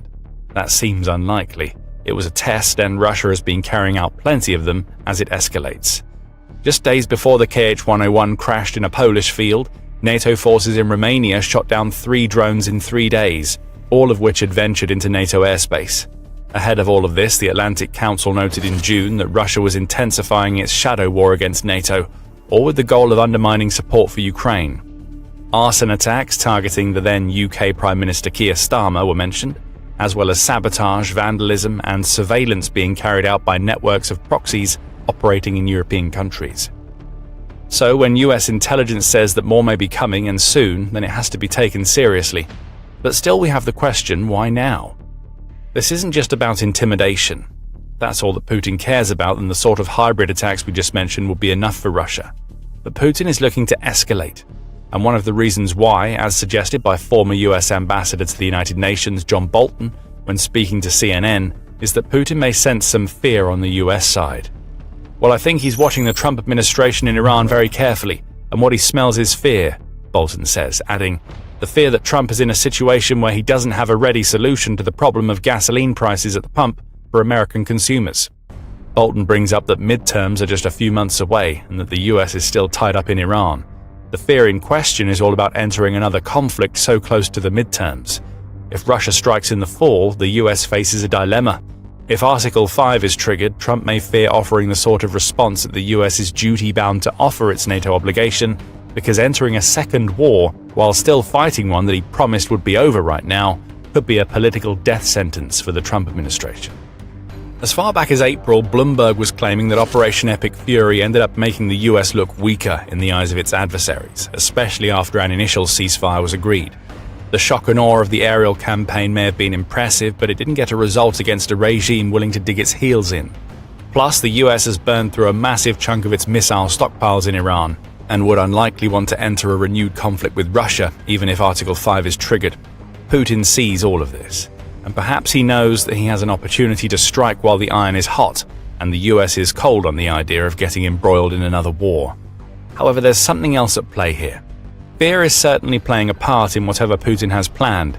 However, it's not just the US fear of getting mixed up in a second war that is on the Russian leader's mind.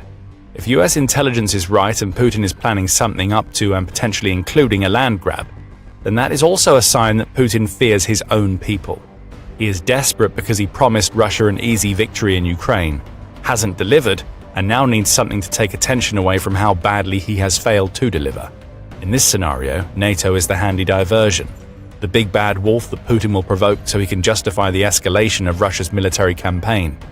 Former US Secretary of Defense Leon Panetta tells CNN that what is happening in Ukraine may be informing his desire to escalate provocation against NATO. I think Putin is frustrated because he can't find an off-ramp to deal with the situation in Ukraine, Panetta says, adding, he's taken quite a hit, and I think that he's looking for other ways to try to assert Russian aggressiveness. In other words, Putin needs a power play that shows the world and his own people that Russia is still a threat. That power play is needed because of the terrible state of the Russian offensive in Ukraine. Despite launching a massive spring and summer offensive on the ground in Ukraine, Russia's returns have been tiny. In fact, both April and May saw Russia lose territory in Ukraine, 116.01 and 281.1 square kilometers, claims the Institute for the Study of War, or ISW. Russia managed to get back into the win column in June and July, though it only managed to claim a little under 70 square kilometers across those 2 months, the ISW reports. And August isn't looking much better in its early stages. Putin has been escalating Russia's aerial strikes against Ukraine to make up for this slow progress, taking advantage of Ukraine running low on ballistic missile interceptors to target the country's civilians. An overnight strike in August killed 2 more people and injured 13. These aren't military victories for Russia, but they're all that Putin has to show for his disastrous Ukraine campaign right now. The problem with Putin is that desperation doesn't force him to back down. The revelations in the most recent batch of US intelligence showcase that. Russia's president is at his most dangerous when he's backed into a corner. He's far more likely to lash out than he is to submit. And when lashing out against Ukraine isn't working, Putin looks for other targets. He needs distractions to prevent his people from thinking about how Russia is suffering over 30,000 casualties per month in Ukraine. He wants them to ignore the smell of burning fuel caused by Ukraine's refinery strikes and the rising prices at the grocery stores. Putin needs support for his aggression, and a provocation against NATO could be the way he gets it. Putin wants to test NATO. But he also wouldn't mind if NATO responds with force. That would give him the justification he needs to escalate, which is why the war in Ukraine is starting to seep beyond Ukrainian borders. Putin is gambling, but he feels he has a winning hand either way. If he launches some sort of attack on NATO territory and there is no response, Putin gets the credibility victory. If there is a response, Putin can use disinformation to sell the Russian people on the idea that NATO is finally doing what he claimed it would, and Russia needs to mobilize to fight beyond Ukraine's borders. Either way, Putin gets to stay in power. His desperation leads to yet more disaster. But in that disaster, Putin may just see a chance to survive as Russia's president. And that's why NATO needs to be worried and has to take the US intelligence very seriously. If you want a true sense of how desperate Putin has become and why his solution to the Ukraine problem is to escalate, then you need a better sense of who the man really is. We have the perfect video for you. Putin is a man obsessed with legacy, and our video explains why that may end up being not only his downfall, but the downfall of the nation that he leads. Check out the video to learn more, and remember to subscribe to the Military Show for more videos covering the latest developments in Russia's campaign escalation under Putin, and thank you for watching. Hurricane HQ, the state of Hawaii is monitoring the progression of what's now called Invest 93C. You're looking at video from a recent Hurricane Hunters training mission. Today, they're heading into the real thing. 2 flights into 93C planned for today after 1 mission into the storm yesterday. Let's bring in Fox Weather Hurricane Specialist Brian Norcross. 93C likely to become a tropical depression later today. Brian, what do you make of this system, especially in terms of what we could see in Hawaii this weekend? Yeah, this is a threat to Hawaii. We don't know the degree of the threat yet. We won't know until the system organizes. But the reason they have such high numbers on the odds of organization and eventually turning into a tropical depression, tropical storm, and potentially a hurricane is that the models are very insistent, all of them, that the system is going to develop and head in the general direction of Hawaii. We'll look at that in detail in a second. There you see 90% is the chance that the system, the center is nominally located here. It's kind of a stretched out center. They're estimating 35-mile-an-hour winds is the maximum now. There's the pressure that they have at 1,003 millibars. Let's look at this close up, and we put the model analysis winds on it, so you can see they're kind of stretched out like this. We also see that the thunderstorms here are trying to wrap this way, and when they wrap around in an arc like that, that's a sign of organization. But you can also see them kind of moving in all different directions, and it looks like maybe there's a mid-level center here, so that the system just is not well organized yet, but all indications are that that is indeed going to happen. And there's the area the National Hurricane Center is painting. In this area somewhere, it's expected to develop with that 90% chance. So you can see that they allow for a lot of different kind of tracks toward Hawaii, and it makes a big difference if we were to kind of jog to the north again and be up here or farther south of where it actually develops, because that will change the trajectory of exactly how it gets to the islands and what parts of the islands will be affected. It would be very unusual if this did not affect the Hawaiian Islands over the weekend, but to what degree is an open question. Here are the traditional models. These are not the AI models, just the traditional models. And you see, for the most part, they head right toward Hawaii. When we look at the consensus of them, that's the yellow. You see that right in the direction of the islands. And Google is just to the south. Normally, an average of some sort, sometimes we weight Google a little higher because the Google model has been fantastic in the Pacific on developed systems this year. The big typhoon in the Western Pacific, it had just magnificent forecasts. So we're going to keep a close eye on what that Google AI model says and how these things as a consensus, what they as a consensus say. But look, they all head in the direction of the Hawaiian Islands this weekend. So there's no question that there needs to be a significant alert there. Well, we just have something new here from Google. Maybe it's just coming in, but you can see the general idea. Just a moment ago, there were a lot of tracks there, so we'll see how this develops. New models coming in from the Europeans, but you can see they're all basically in the same place. So something has happened just the last few minutes, but the main point is that the ones that we have all show it right there in the direction of Hawaii. And I wanted to just show you that if it were to run into the big mountain here, Mauna Loa, that's there's actually more than one, but the big one, Mauna Loa, on Hawaii Island, then the center can reform and jog in some unpredictable direction. So systems that come directly toward the big island there are always very difficult to predict exactly what's going to happen on the other side. So that's the story with that one, and we'll just watch as this moves in the direction of Hawaii here over the weekend. You see there's a high consensus that that's going to happen. Back to you. And so looking at what we've been watching with the overall evolution of this and what you think is going to happen based on what the forecast models say, what do you think are going to be the biggest impacts for Hawaii that we should be prepared for? Well, the windward slopes are going to get a lot of rain and high winds. So the thing is that we don't know where the storm is going to be versus the mountains on all those islands. So on right now, the northeastern down to southeastern slopes are probably going to get the worst of this, but it's just really impossible to tell. And even if the storm goes south, then the worst of this is going to be north of the center. Now, that's where the strongest winds and the most of the windward moisture is going to be, windward stream of moisture into the mountains. And, of course, then it goes up in the mountains and it rains harder and all that water has to come down the mountains. Plus, at the coast, we're going to have storm surge, and along the beaches with very high wind, the waves may be up to 20 feet and pushing inland.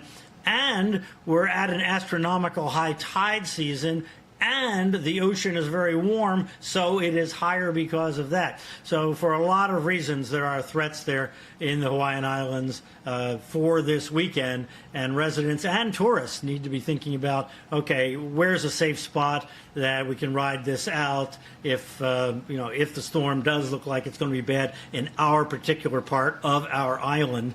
Each island is going to be a bit different.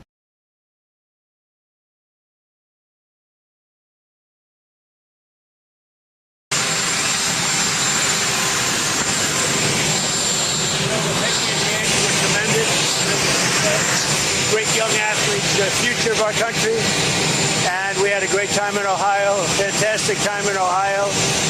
The country's doing well, the stock market's fantastic record. We have 79 records so far in a short period of time. More people are working right now in the United States than ever before, and prices are dropping fast. Iran is going fine, going just absolutely fine. We totally control the Strait of Hormuz. We have control over it. Nobody else, only us. Our Navy is unbelievable, and things are going great for our country. Go ahead. Mr. President, can you tell us about your ride on the airport catering truck in Turkey? Why did you need to do that? Well, it's only up to Secret Service. I just follow what they'd like to do. So I go by Secret Service and the military. They wanted me to go on a different flight, a different plane, equal safety, but they wanted me to do it, so I do it. I do what they say. Why did they want you to do that? I guess there was a threat out there. I didn't really ask too much about it. I get a lot of threats. Charlie Graham has made it to the runoff election. I heard. Good. What are you going to do to help her get over the finish line? Well, she just called me to thank me for the endorsement, and it's great that she's doing so well, and she's a very good woman, and she's got good genetics because she's related to Lindsay, who's a real professional. So we'll see. I'm going to call her right now. She just called me 2 minutes ago. She won by how many points? Well, not done yet. She's hearing She's definitely in a runoff, and that's good. That's what you want.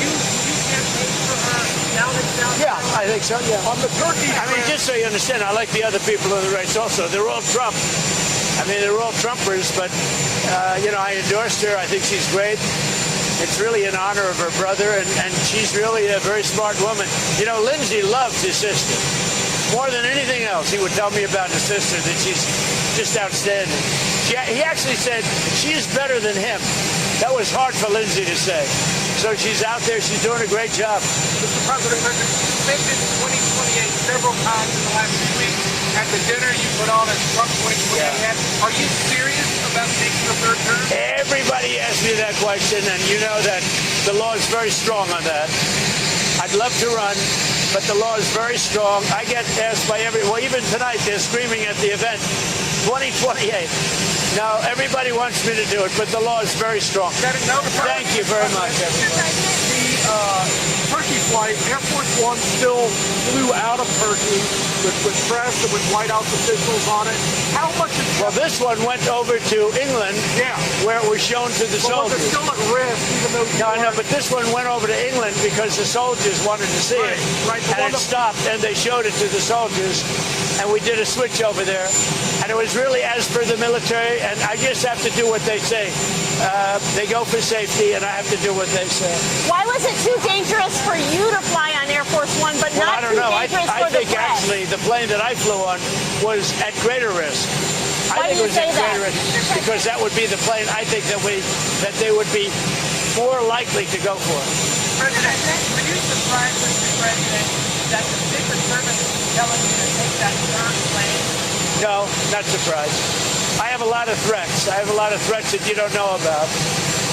Any consequential president has a lot of threats. Non-consequential presidents don't get threatened. And I think that I'm maybe the most consequential president. Iran to pulling something off? There's nobody who's done more than me in a period of almost 6 years. There's nobody. Were you worried about a shoulder-fired missile? I don't worry about anything, to be honest. Whatever it is, you know my attitude, whatever. How can you trust Iran at all? I don't trust Iran. Why? Are you saying I trust Iran? I'm the last person to trust Iran. They've lied to me constantly. We have total control over the Hormuz Strait right now. They don't have control. We have total control. We own it. And at some point, maybe they'll do something and then they get blown away. But right now, we're in a very good position. We have a country that has been the bully of the Middle East for 50 years. It's really 51 if you think about it, right? We've been saying 47 for 4 years. And they're no longer the bully of the Middle East. Thank you very much, everybody.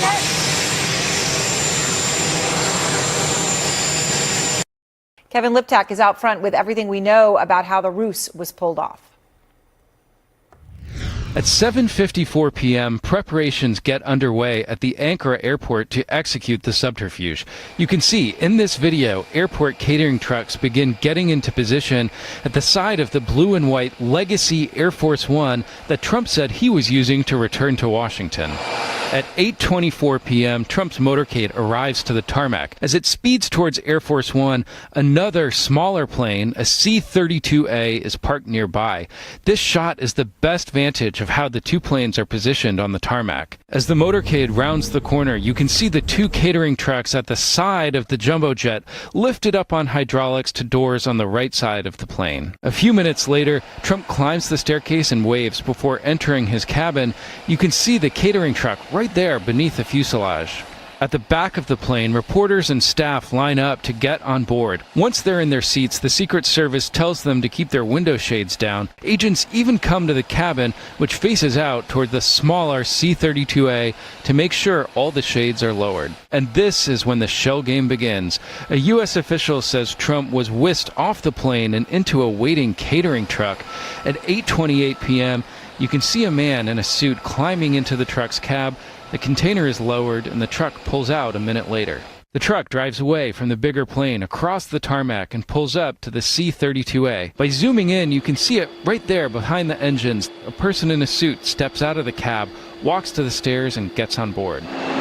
The bigger plane, now without the president on board, takes off at 8:44 p.m., passing right past the smaller plane with Trump inside. The smaller plane taxis away a minute later. As for the third plane, the Boeing 747 donated by Qatar, which Trump has been using in the U.S. and actually flew to Turkey on, it departed a few hours earlier, which can be seen here with the other two planes. Trump claimed at the time he wanted to show it off to troops in England. Flight tracking data shows that former Qatari jet landed at Mildenhall Air Force Base in the United Kingdom at 6:26 p.m. local time. It bore the call sign SAM-33, short for Special Air Mission. 40 minutes later, the Legacy Air Force One plane, the blue and white one, appears on radar near Istanbul with no call sign. Tracking data shows that as it flies over Romania, the plane begins using the call sign AF-1 for Air Force One, though the president was not on board. It lands at Mildenhall at around 10:29 p.m. local time. The smaller plane, the one Trump is actually on, doesn't show up on publicly available flight trackers, but video from YouTube shows it landing at Mildenhall at around the same time as the bigger plane. We don't know exactly how Trump moved from the smaller plane to the bigger one, but it took about 20 minutes for reporters to get off the plane once it had touched down, plenty of time for President Trump to sneak back on board. By 10:56 p.m., Trump can be seen descending the stairs of the Legacy Air Force One, this time in view of the cameras. He walked across the tarmac slowly, back to the Qatar jet, for the flight home to Washington. On the way home, he was asked about some of the unusual security precautions. Because you're, probably on a dangerous flight because of the sleaze bags that we have to deal with. But if I go, you go, right? But was there a specific so perhaps someday you want to change professions. So he says there, if I go, you go. In fact, that's not at all what would happen if disaster had struck on this particular flight. Those reporters, as well as the staff who were left on board, essentially left to be unwitting decoys for the president's plane. Now, everyone who travels on Air Force One knows that they are not the security priority. That's just implicit in the arrangement. But I've covered this building for 15 years. I've talked to people who have covered it for much longer, and no one can remember another instance of being put on a plane without the president that was the subject of an active threat. President Trump confirms the report of a secret plane swap in Turkey last month because of a threat from Iran. But he left his Secretary of State and Treasury Secretary behind. It was really as per the military, and I just have to do what they say. They go for safety, and I have to do what they say. Why was it too dangerous for you to fly on Air Force One, but well, not I don't too know. dangerous I for think the press? actually the plane that I flew on was at greater risk. I think it was at greater risk because that would be the plane I think that they would be more likely to go for. The plane that no one knew he was on. Because here's the thing. This ruse at this point, people can identify on video. The Secret Service hid the president inside a catering truck. It was a bait and switch. He put people in harm's way to save himself. That's who Donald Trump is. Okay, group chat is back. We have two takes here. One person, J.B. Pritzker, who has been a good sort of foil for Trump, willing to speak publicly on the national stage, saying, you know, you leave behind the Treasury Secretary and the Secretary of State and more than 100 people, frankly, like staffers as well as press. And maybe that's saying something about you. And Trump saying, look, I got to do what the security requires. What do you make of how Pritzker framed this? I mean, I think it doesn't. The problem here, I think, for Trump is that it doesn't pass the ridiculous test, right? Obviously, the president's safety is of utmost priority, right? And it's important that the Secret Service keep them safe. That being said, if they propose a plan to the president that seems ridiculous, a president can always say, "I'm not doing that. Figure something else out." And I think what we saw here is sort of Trump being the most elemental Trump he could be, which is that he doesn't really care about anyone else. I think he figured that the optics would never be exposed and this would remain a secret. But I think the image of him sort of crouching on a catering truck, you know, at the expense of the safety of everyone else is not a good one. And I think Pritzker has a point. People were trying to ask questions of Marco Rubio about this, the Secretary of State and many other jobs. Here he is. Mr. Secretary, did you put Americans at risk by having them fly in Air Force One when it was under threat?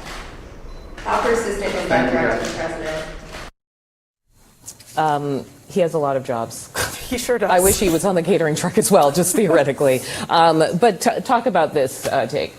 Look, I think I agree that this called for more introspection, but it's also consistent with the level of introspection we've seen from this president.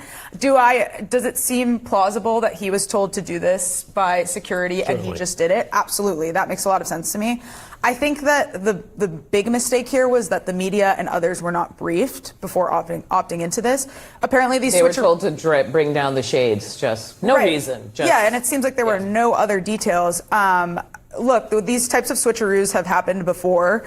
I saw, President Clinton in 2000 also, there was a similar sort of switcheroo. But I believe in that instance, the media and those on the plane were briefed. So that do you think the issue is that they kept obfuscating every step of the way. So why are you switching planes? Obfuscation. Once you get back, hey, what happened to the other plane? Well, actually, there was a decoy. Well, actually, see that truck in the picture, it's something else. Well, actually. And at a certain point, you're drawing in more questions with the lack of explanation. Yeah, I mean, what this whole storyline really speaks to is the overall trust deficit in a lot of ways that we've seen between. Did you say trust deficit? Yeah, between the media and the administration on the war and the way it's been conducted. Like, in many ways, this appears to have been, in line with the relative level of disclosure the administration has given about the war, and this is something that fits a lot of folks' priors on that.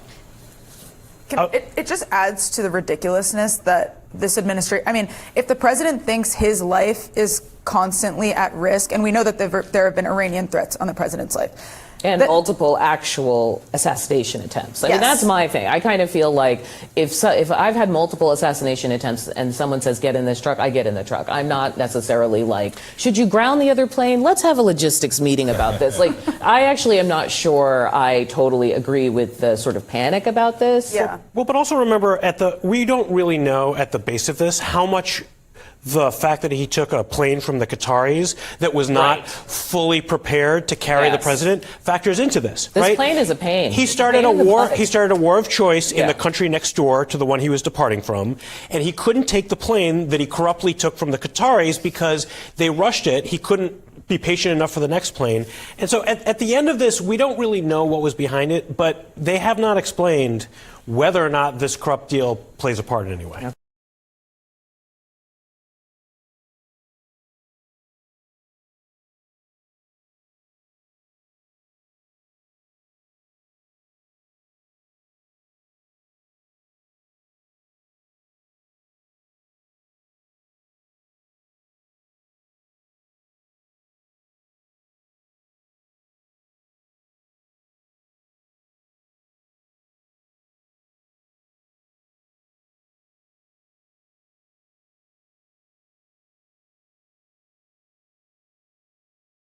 Firstly, how are you feeling? Only a few thousand degrees. And we're still trying to understand exactly how the corona's magnetic field carries that energy up from the solar surface into the corona to heat it to those high levels. Our observations today will open new discovery space with wavelengths that are very rarely observed that will allow us to apply physics models to better understand how that corona is heated. We'll also be looking at the structures of prominences or material from lower down that's kind of suspended in the corona that we're still trying to understand, especially in these infrared wavelengths where we don't have a lot of observations. And all of this will also help us to understand, of course, the sources of space weather that affect us here on Earth. And so I know you flew this experiment and a similar one during the 2024 and 2017 total solar eclipses. What did you learn from those eclipses, and are you making any changes to your experiment for this eclipse? In 2017, our first attempt at this kind of observation, we didn't even know what we were going to see. And measuring in the midwave infrared revealed new observations and new measurements that I think opened up the possibilities of lots of future experiments to try to better understand this emission from the sun. In 2024, we flew an upgraded instrument, the same one that's flying this year. It has 4 cameras measuring across 9 different wavelength bands. And we learned quite a lot, although we're still analyzing that data. So I don't have any results to share with you right now, except to say that we saw some amazing structures, and it'll be very interesting once we complete our analysis. Yeah, I'm looking forward. For this year, we're flying the same. Oh, sorry, go ahead. No, go ahead. For this year, we're flying the same instrument, and we're not making any changes to it from 2024, except that we're applying all of the lessons that we learned from the prior flights, including being able to fine-tune the observing time and the observing procedures. And of course, we also now have our data analysis pipeline that's already made from 2024, which will allow us to combine this data with the data from 2 years ago to make new scientific measurements much faster than we were able to do in the past. Thank you so much, Amir. I know the plane is about to be capturing the eclipse in about 13 to 14 minutes. So best of luck out there, and thank you so much for joining us. It's my pleasure. Thanks so much. So let's take a look at the telescope views right now. The partial solar eclipse has just begun in Spain. You can see a little slither of the sun that's been cut off on the one of the sides. The moon has just started to move in front, and will take roughly an hour or so before it completely covers the bright disk of the sun. Thank you again to our partners for these beautiful telescope views of the solar eclipse. We're about 10 minutes away from totality in Reykjavik, Iceland. The telescope views there are cloudy at the moment, but what we're seeing in front of us are views from Spain, and hopefully the skies stay clear for Spain. And fingers crossed, that is what we want for a total solar eclipse, is clear skies. So before totality comes, we have a few minutes to show you different types of science NASA has been conducting in Iceland for years. Iceland is a great place for astronaut training due to its terrain. A few years ago, the Artemis II crew and the science team spent some time there to prepare for the Artemis II mission. Let's learn more.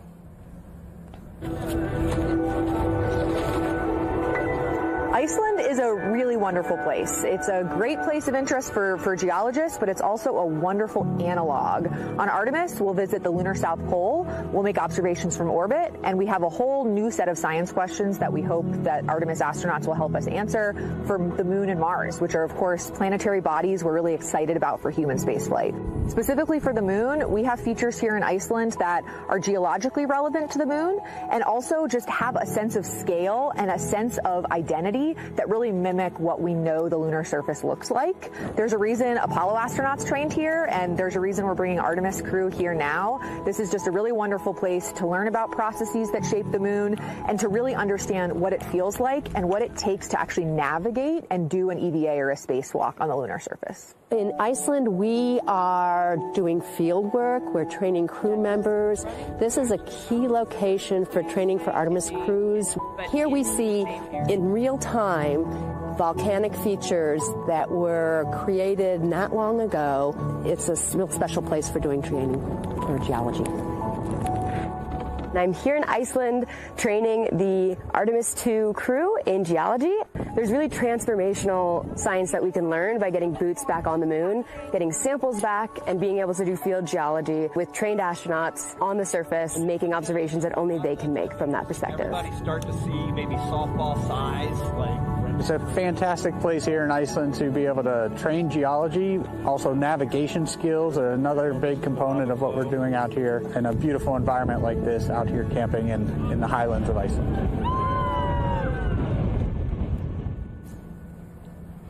Wow, what an office to work in. So later on in our coverage, we're going to be taking a closer look at the student ballooning experiments as well. And that's been taking place in Iceland for the past 24 hours. But now we're going to be chatting with Marie Henderson, who is the Artemis II Lunar Science Deputy Lead. She has experience training in Iceland and has a key role in the Artemis II lunar flyby data collection. Marie, thank you so much for joining us. Thank you so much for having me today. So during the Artemis II mission, the astronauts were lucky enough to see a total solar eclipse from space. Not to be corny, but that's what I call sun and moon joy. Was that something that was planned from your side?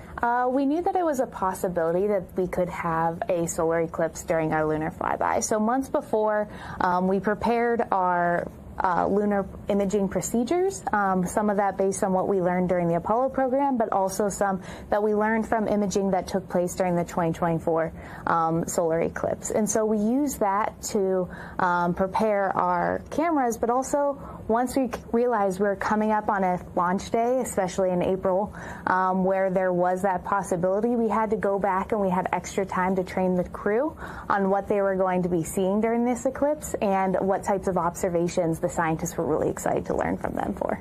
Wow, what a lucky alignment of stars. Yes.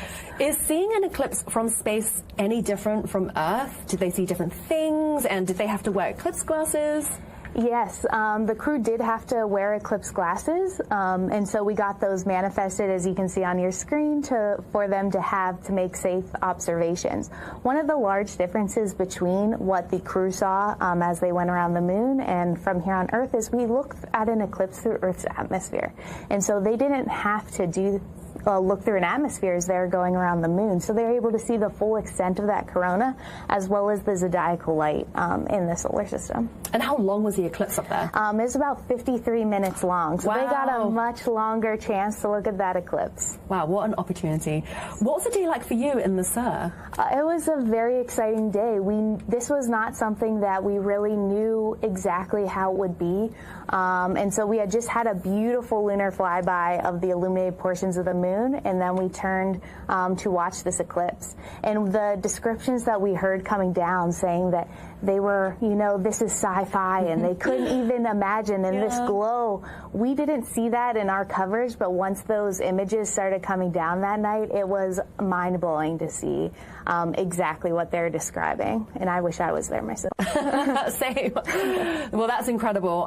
So Artemis 2 has just launched, and so we have Artemis 3 to look forward to.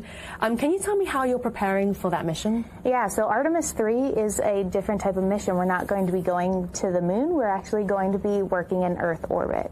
And so this will give us an opportunity to test our human landing systems, which will be the spacecraft that we take down to the surface of the moon. And so we'll work to hopefully dock with one or both of the human landing systems. But we're also going to have an opportunity to do a lot of science at Earth, because this will be a new, unique viewing orientation as well. Wow, what an exciting few milestones to look forward to. Well, Marie, thank you so much for joining us today. Thank you so much for having me. So if you've just joined us, take a look at these maps that we're showing you right now that's showing the path of the moon's shadow. You can see that it's close to reaching Iceland. We're about 5 minutes away from totality in Reykjavik. And over in Spain, you can see that we have about 45 minutes left until totality reaches them. So these are views from Villabado in Spain that we're seeing right now. And if we switch back to the map, you'll see that the moon's shadow actually looks pretty slow as it's traveling across down towards Spain, but it's actually traveling at over 2,000 miles per hour. These maps were made by my colleague Ernie Wright. He used various NASA satellite data to create super accurate maps for us. If you want to view and download them yourselves, you can visit science.nasa.gov/eclipses. So now let's welcome back NASA heliophysicist Dr. Kelly Corrick. Kelly, how are you feeling about today's eclipse? I'm excited for everyone, and I know those clouds are a little worrying in Iceland. That's one of the reasons we had the plane, but also joyful to see the balloons that are going to be launched, as well as seeing it in Spain. So really excited. Yes, and I'm sure the NASA pilots must be excited as well in the plane. Yes, exactly. It's a great view. It really is a great view from that. So here we're seeing a live view from the WB-57 aircraft sensor right now. They're moments away from seeing the moon's shadow hit Earth and also chasing the eclipse. And we haven't actually seen the view of the corona yet from the nose, but they will be capturing images once totality hits Iceland. And on the right-hand side, we're seeing a partial eclipse from Norway, which is really exciting. So we have places across Europe that will be able to witness a partial solar eclipse. There'll be many, many people here that will be able to experience this amazing celestial event. So let's see how many. We're about 6 minutes away from totality in Iceland. Yeah. What do we expect to see right before totality? Right. So right before totality, we're in that partial eclipse that's going deeper and deeper, and you start to see things go dark. So even if there are clouds, it's going to get a little bit darker. The weather is going to drop too, because again, you've blocked out some of the sunlight, so you're going to get cooler. There's some wind that'll pick up. So the eclipses are really full body experiences.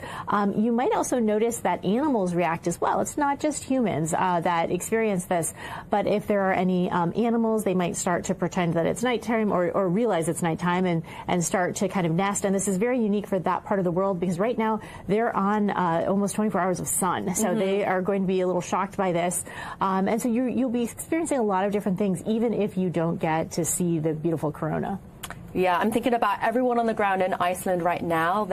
They may be seeing clouds, but can you tell me, how does the climate shift when an eclipse happens? Because I've heard that the weather can change drastically. Definitely. So from personal experience, in 2017, I was in South Carolina and there were thunderstorms. And during totality, it parted just around the sun and was able to actually fully enjoy the eclipse and see my first total. That was my first total solar eclipse. So there is hope that the clouds are influenced by that change in day-night, that eclipse that's coming through. So we're hoping that some of the winds and some of that changes could change things for Iceland. Okay. So we're seeing right now on screen a live telescope view from Spain, and that's because the telescope views in Iceland are obscured by clouds. But as Kelly mentioned, I'm hoping that the clouds will part and the weather will change for them. Anything can happen at this point, right? Right, anything can happen. And also, we'll talk about it a little later, but the balloon experiments, they are testing the atmosphere. The atmosphere of the Earth is still being affected, even if there is cloud cover, and that helps us with predicting weather models. So it's not just about the coronal science, which is something that I'm very passionate about, but it is also about understanding our planet and how it interacts with the sun and the light that we're getting from it.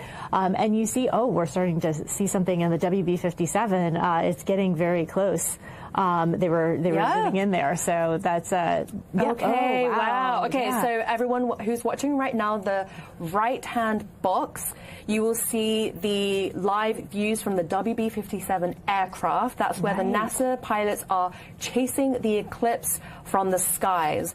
So Kelly, can you tell me what are the benefits of observing the eclipse from up there? From observing up there at 50,000 feet, wow, okay, so I look at these, these are great. 50,000 feet, you're able to get above all the clouds. So they're above all the clouds, and we're able to, again, allow it to overtake us, so they get a few more seconds of totality. You saw that beautiful pink filament on the sun. That is something that Amir talked about, is that filament, that material that comes off the sun that can actually create space weather and affect our power grids here on Earth. It can affect our GPS. So if you ever use your maps to get anywhere, that's something that we need to understand to be able to predict. It also affects our astronauts, our dear astronauts, so making sure that they're okay. So those things are really important to study, and one of the reasons why we have the WB57. It's a little hard to see, but in the words on the right-hand side, you see that pink filament now on the WB57 feed, which is on the right-hand side. And so you can see it in the NVIS area, now kind of right in the center. You're seeing that prominence, and so this is amazing data. And it might not look as crisp as we're used to. You know, we're used to 4K down here, but this is really data a scientist can love, because this is telling us very specifically about part of the data. So it's like taking only a little part of the TV stream in and really getting the information about the iron or the oxygen or the specific composition of what that's made of. And if we know what it's made of, we can do more science with it. So we're about like a minute and a half away from totality in Iceland. And so we have a minute and a half for the clouds to part.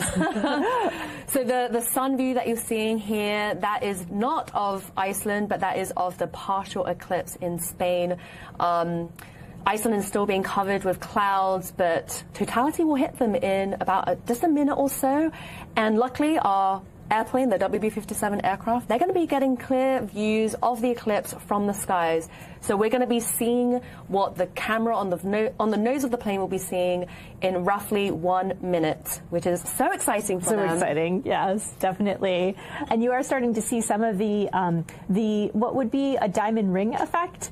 So those little pink things that you're seeing, this is happens when light passes through the valleys of the moon.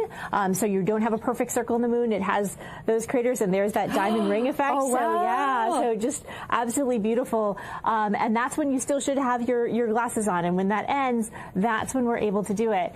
And I want to comment, this is an experiment, right? And so this is part of the reason why we're seeing kind of the arrows or the crosshairs go in and out. We are real time. This is real time live. How science happens is that we are trying to make sure to make adjustments and make sure we're getting an image. Wow. Yeah. So we are 7 seconds down to totality in Iceland. This is really exciting. We're getting a shot of the ballooning experiment as well. This is the Nationwide Eclipse Ballooning Project. They've been launching balloons for the past 24 hours leading up to this eclipse, which is so exciting. And I can see that they're getting really excited as well, despite the clouds, because they can actually still collect data even though they can't see the eclipse. Is that right? Exactly. They can still collect data. They are still experiencing a little bit of that darkness. It's obviously darker. See, it's definitely darker, even though you can't see the corona itself. And a little bit looks like sunset around the 360 degrees. And, you know, hopefully we'll see this in Spain, where it'll be very vivid imagery there. So it looks like totality has hit Iceland, which is so exciting. You can see that the ballooning team is engulfed by darkness here. So that is so exciting. I can see them smiling. Oh my goodness. So why do we see a 360-degree sunset during an eclipse? Because there is light on either side. It's just simply blocking out in that specific shadow. So it's like the sun has gone down just in that one location, but you know the rest of the earth is still illuminated. So you still have oh wow, that is images of the sky and the airplane. We are seeing the airplane. Wow, so we have experiments happening in the air and on the ground in Iceland, which is so exciting. Definitely. Wow. So, and then what we're seeing now is the partial eclipse happening in Norway. They will just be experiencing a partial, but in Iceland, they are experiencing totality right now. We have experiments, balloons capturing data in the skies, and also a plane capturing data in the skies as well. Yes, we do. And it's really interesting looking at the sun. There are some features, those lines that you see, the dark lines, those are magnetic features, and those, again, are the exciting things we want to know about for space weather, and so to better understand that. So the sun has given us some very interesting things to look at, and those experiments will really, really help us.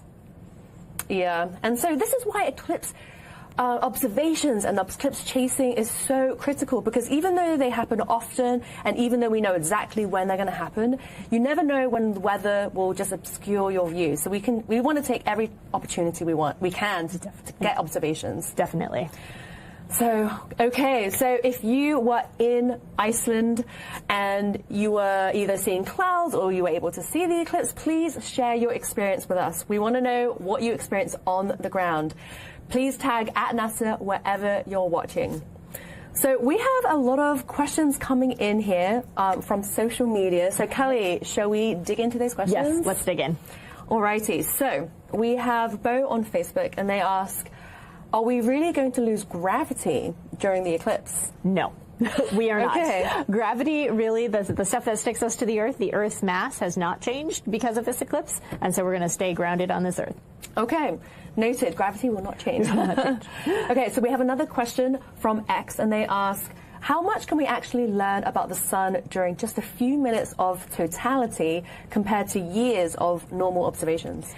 It's really about having all of the observations, right? We definitely need that totality because the moon just happens to fit so perfectly over the surface of the sun that we can see from that surface outward for that space weather, whereas some of our instruments aren't quite that close in. So we need to knit them together and use both the couple of minutes from the eclipse as well as the years of observations from our NASA satellites. Okay. Well, I'm glad that we have both ways of getting observations. Exactly. So we have another question here from Elinu on YouTube, and they ask, why does the weather change in a solar eclipse? That's a good question, and I think that's something still trying to be understood. But if you imagine you've stopped heating something up temporarily, so things sink, right? When things get cold, they tend to sink, and so the air is moving, and there starts to create winds. And when you create winds, you start to cool things down. So the weather changes due to just turning on and off the light alone, because the sun is so important to us in actually regulating our weather. Wow.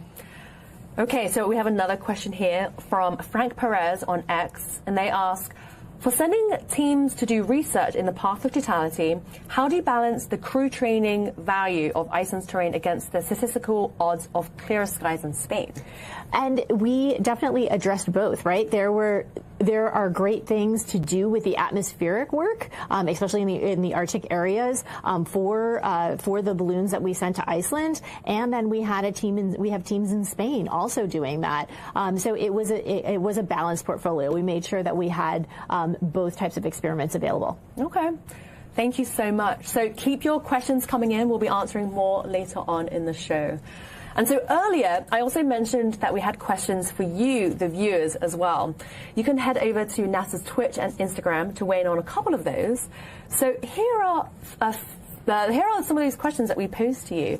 So Kelly, let's see what those questions are. Definitely. So if you had to pick where you'd watch the eclipse from out of these special locations listed, I'm going to ask you this, Kelly. Which ones would you choose? So we have the International Space Station, a high-altitude plane, an observatory telescope room, and a NASA chase jet.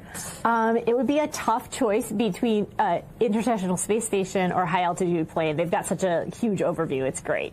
Yeah, I think I would choose the same too. Yeah. So thank you to everyone who has participated so far. We're going to check back into those results a little bit later on. So next, let's head back to the ground in Iceland. We have another NASA-funded experiment there involving balloons. Students that are part of the nationwide eclipse ballooning project. They've been launching balloons continuously throughout the eclipse, and we're going to be chatting with them live from Iceland shortly. But first, let's learn more about their eclipse project. Teams of students from across the United States have a unique vantage point of total solar eclipses, thanks to scientific balloons. The Nationwide Eclipse Ballooning Project is a NASA mission-like adventure in collecting data from balloons that go high up into the atmosphere. Started in 2014, the project engages college students and high schoolers in one of two distinct paths. One is the engineering track that has mostly engineering students that get to tinker on different payloads. And the other track is an atmospheric science track where they'll actually be launching weather sensors to study the impact of the eclipse. Atmospheric science teams launch helium-filled weather balloons, the same as those used by the National Weather Service, every hour for hours before and after an eclipse. Engineering teams fly larger balloons laden with cameras and experiments they build themselves 100,000 feet up into the stratosphere. From there, they study a variety of things such as incoming cosmic radiation and ozone levels, as well as offering dramatic views of the moon's shadow on our planet. The project is really a unique one in that it's both an education, but also doing amazing science that's both about the eclipse itself and also the atmospheric response of the eclipse. Student balloon teams made a historic first during the 2019 eclipse. They measured eclipse-driven atmospheric gravity waves in Earth's stratosphere, or large ripples in the air caused by the temporary cooling due to the drop in sunlight. What excites me the most about this project is thinking about the experiences that the students have that they'll remember forever.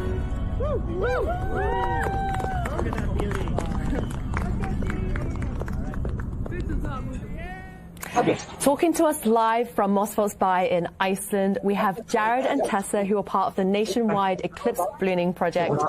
Jared and Tessa, thank you so much for joining us. I know you just experienced the total eclipse in Iceland. How was that for you? It was awesome. I mean, it's definitely cloudy here, which is a shame, but we saw the lights dim. It was almost as if you were indoors and it was just, you were dimming the lights. It was almost instant, which is, I've never been in the path of totality before, so I've never seen anything like that. So it was really amazing. Yeah, the wind totally stopped. It was windy and then it just stopped. The birds, we had birds flying over us all day and then they just disappeared. So it was a little eerie, kind of creepy. Wow, that's amazing. I'm so glad that you could experience that, even though, you had cloudy skies. So tell me more about what you've been doing. I see you've got balloons launching in the background. What are you measuring with the balloons in Iceland? So we have some balloons that are measuring a lot of different things like temperature, pressure, humidity, wind direction, and speed. And this is supposed to gather the atmospheric changes during the eclipse. So normally during the day, air rises until it hits less dense air, and this is called the boundary layer. But during nighttime, when the sun is down, this air stops, and it's called boundary layer collapse. So that's exactly the same thing that happens during the eclipse, and we're using these radiosondes to measure the atmospheric changes, the boundary layer collapse, and then the recovery. And we're in Iceland not just because it's in the path of totality, but also its northern latitude and its shorter nights make a completely different boundary layer. So it's been a really cool opportunity to be able to study that under the eclipse under this unique conditions. So you're both college students right now. How long have you been part of the project, and what made you want to join the project? Yeah, so we started this project at the beginning of June. So we've been working with our teams, respective teams, Tessa at the University of Kentucky, and then my team made up of students from across Idaho. And we've been meeting once a week, doing balloon launches, preparing, and really what got me into it was my ballooning club that we have at the University of Idaho, and we all just, we love the science, we love the teamwork, the team building, and so it's been a lot of fun. That's great. And so do you have any tips for students who are thinking about joining? Yeah, so my biggest tip would be to get involved. That was how I learned about this project, was through my club. The professor came to us and was like, hey, there's this really cool opportunity, and so you guys should put an application in. And then also just, what if you have internship opportunities and you see those, just put an application in. You never know what opportunity you could get. And then also, I would say, if you have a class that you're really interested in, just talk to the professor, see if they need any help on the research, because it really gives you a good opportunity to apply your classroom knowledge to real life scenarios, which you don't usually get in the classroom.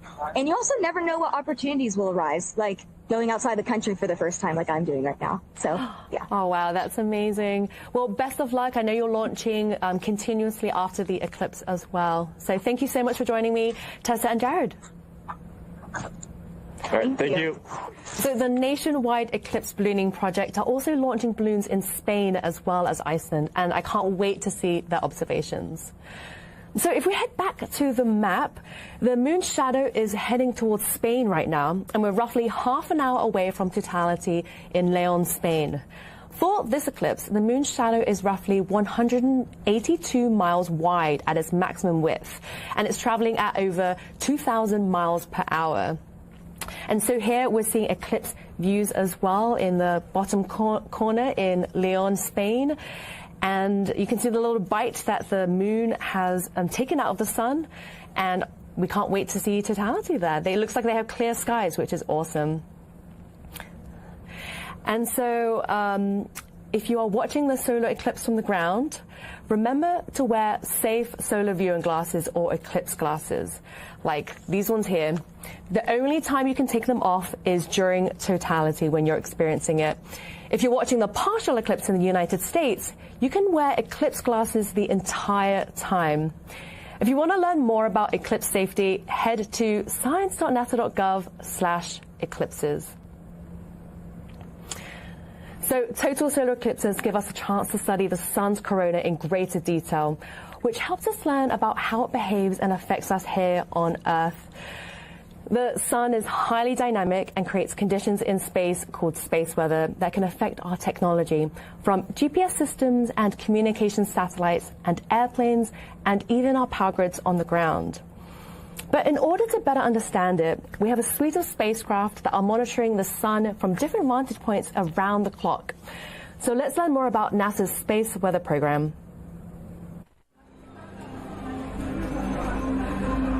Across our planet, billions of people depend on the invisible networks that connect us to space. Every day, those networks are at the mercy of our temperamental sun and the space weather that it unleashes across our solar system. That's why NASA's space weather program tracks solar storms from the moment they erupt, modeling their paths, anticipating their impacts, and leading the research that the world's industries rely on.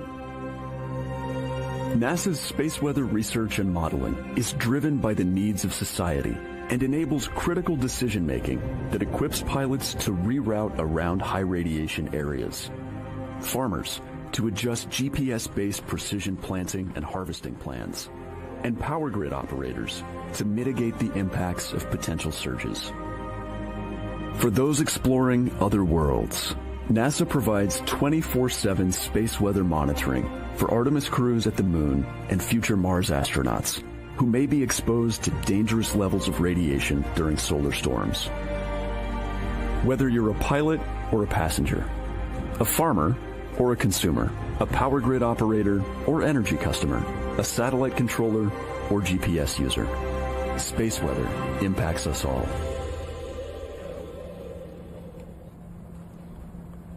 If you're just joining us, welcome to NASA's live coverage of today's total solar eclipse. We're roughly about 25 minutes away from hopefully seeing the first instance of totality in Spain. So stay tuned for that exciting moment.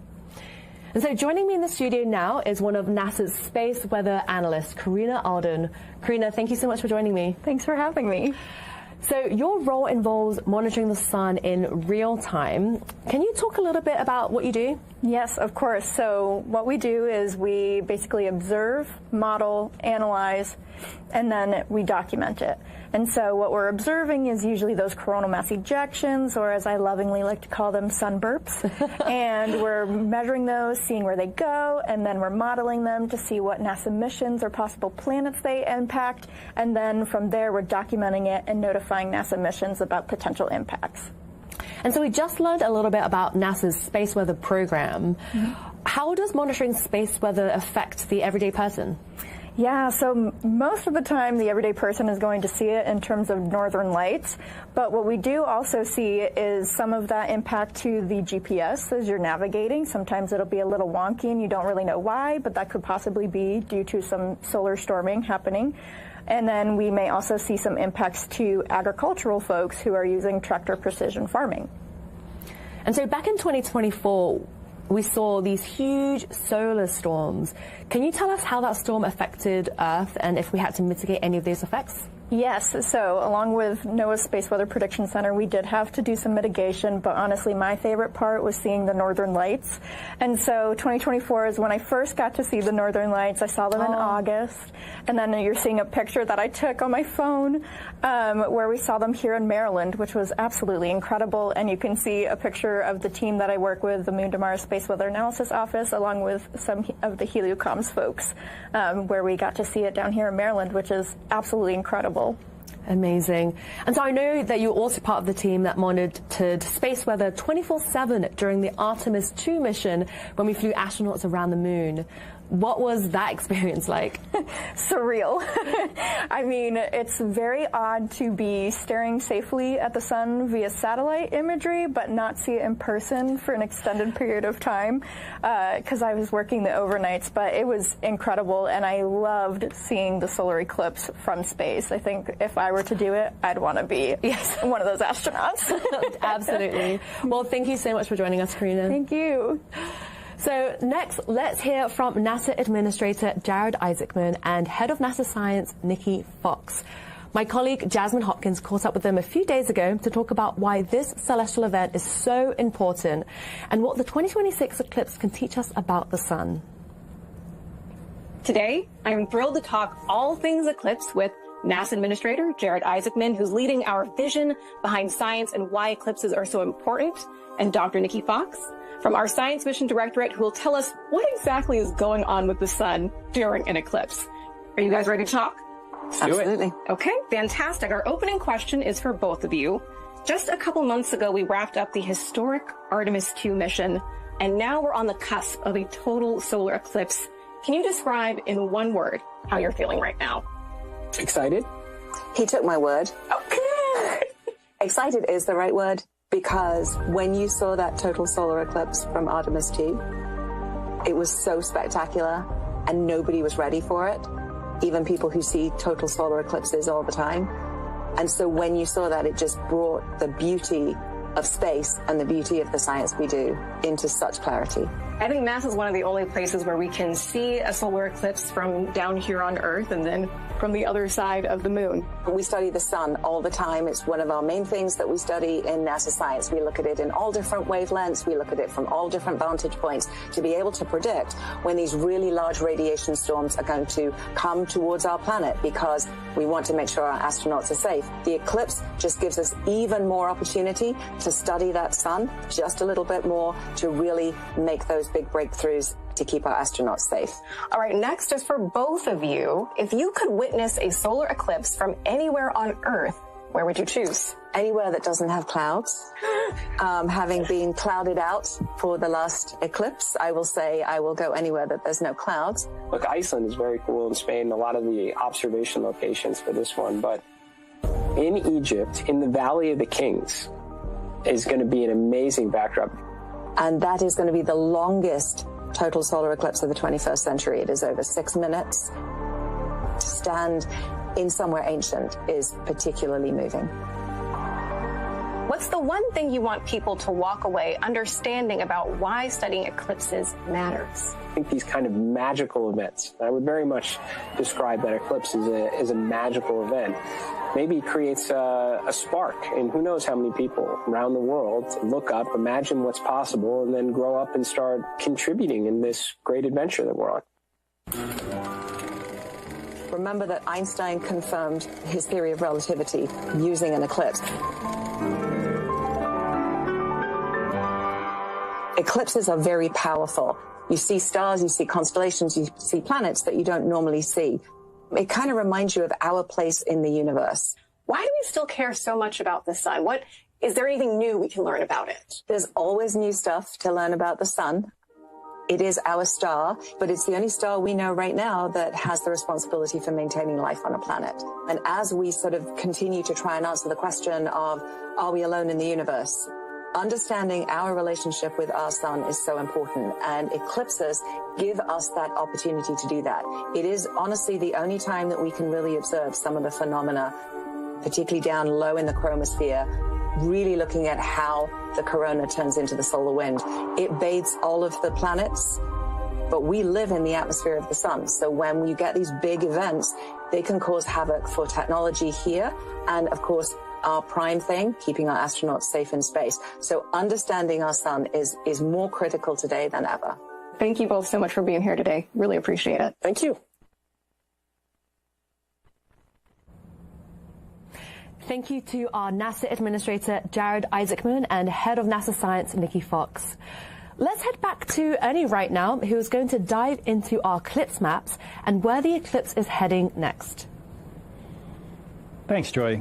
It's so exciting for me to watch this eclipse progress. I mean, we can predict these, but you really can't anticipate how you feel about them until you see them.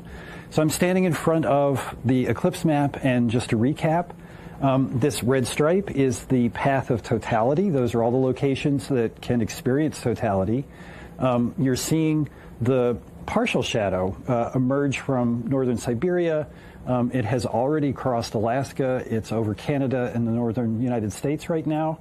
And that little oval is the umbra where totality is actually taking place. It has just passed by Iceland, and although it was cloudy there, people got to experience the secondary effects of an eclipse where you get the darkening and the brightness along the horizon. And it will very soon be over northern Spain, where we expect more than 15 million people will be watching the eclipse. Toward the end of it, partial eclipse in Western Africa. So this is a close-up view. Reykjavik is here. They unfortunately had clouds, but the WB-57 was flying just above that. And they were there because that's kind of the spot that if you're on the center line, you get the longest eclipse of 2 minutes, 18 seconds today. And we're just a few minutes away from seeing totality pass over Spain less than an hour before sunset. That should produce some really beautiful photographs, especially for folks on the beach watching this over the mountains to the west. This is an unusual eclipse. It's kind of weird. And one reason for that is where the total eclipse starts. This is the Timir Peninsula in northern Siberia. And because they're so far north, that eclipse starts at midnight. They are well above the Arctic Circle, so the sun is up 24 hours a day. And then the other kind of odd thing about it is this north-south path. Most eclipse paths, most totality paths are west to east. But this one, because it's so close to the pole and because of the orientation of the Earth and the fact that it's a descending node eclipse, it's starting in the north and going to the south, and then suddenly making this left turn into Spain. So we're looking forward to seeing that total eclipse in Spain, where the weather looks great. Back to you, Joy. Thank you so much, Annie. So we're about 15 minutes away from totality in Spain. The view we're seeing here is from Leon, Spain. And I want to say thank you again to our partners, Time and Date, Southern Illinois University, and Exploratorium for providing these stunning telescope views of the solar eclipse. This is really, really exciting. They have 15 minutes left until the sun is completely obscured. Luckily, Earth is not the only place you can experience a total solar eclipse. Our astronauts on the International Space Station have witnessed several solar eclipses from this very unique vantage point. So let's learn more from my colleague Abby Unterante, who caught up with the astronauts on the space station a few days ago. Well, hi, Jessica and Anil. It is so great to talk with you. From the International Space Station, you see Earth and the solar system from a unique perspective every single day. Thank you so much for joining this long-distance call to talk about this moment. We're so happy to share this with you. We study the sun and its influence on Earth and throughout the solar system through a field called heliophysics. What is the benefit of studying the sun from up there in low Earth orbit? One of the big things is that there is a lot of particles that are around Earth, and those particles can be affected by coronal mass ejections. And those ejections can energize the particles and affect things that are in space. And the things that we care about in space are satellites. And those satellites give us communication. They give us internet. And so there's even a future where we have data centers in space, and we're using the sun's energy to power things like artificial intelligence and things like that. And so we need to understand how that's going to be affected by the sun. If you could pick anyone, who would you want to watch an eclipse with, and would you rather watch it from Earth or from space? This one for me just reminds me of one of my mentors from graduate school, Jerry Koyman, and he and his wife, they are eclipse chasers. So I think if I could share it with one very special person, somebody that played such a role in inspiring me and helping fuel my scientific curiosity and helping me be a successful scientist, it would be to watch that with Jerry, and it would be to watch it from up here, because I know he has never seen one from the International Space Station. I was going to say something similar. I would love to watch it with my kids because it was such a unique experience for me.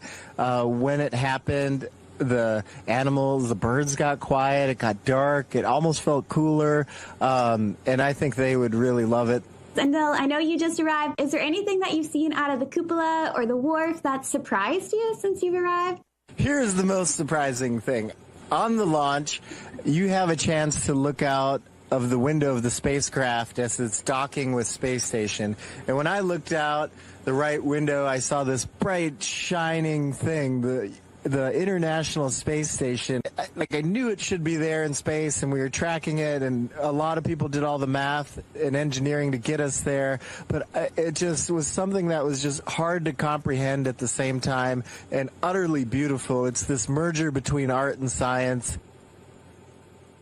The best part about that moment was we were all inside the space station, very anxiously awaiting Anil and Pyotr and Anya's arrival, and we could hear the communications coming from the Soyuz. The Soyuz was, of course, talking to the ground.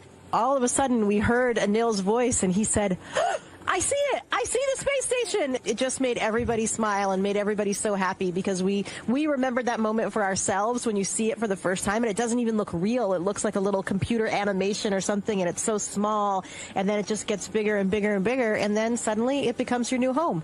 Thank you so much. It has just been a pleasure to speak with you both. We really appreciate you taking the time. Thank you, Abby. It's been wonderful speaking with everyone today, so keep looking up, and we'll be waving at you.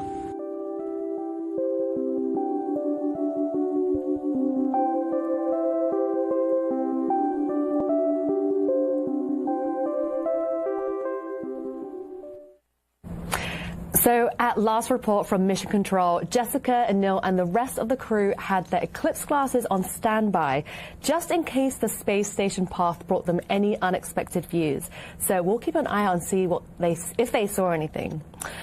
But we did just get something new come in. So a short while ago in Hodgdon, Maine, in the US, one of our NASA photographers actually caught the International Space Station flying across the sun during the partial eclipse. Let's take an exclusive look at that image. Wow, that is an incredible shot. So this was taken by Joel Kowski with NASA headquarters. So in the middle, you can see a tiny little speck, and that's the space station that flew right in front of the partial eclipse at 1:14 p.m. Eastern Time. You can see it along the middle here, and there are some cloud coverage. You can see the clouds kind of going in front as well, but this is a really, really beautiful shot. The space station was traveling at about 5 miles per second here, so our NASA photographer, Joel, would have had about half a second to capture this exact moment. In Joel's photographs, you can also see like the slither of the moon at the top corner as well, and the moon was covering roughly 20% of the sun. Although Joel is a very experienced photographer, anyone can take photographs of a solar eclipse. So next, let's hear a few tips on how to photograph one.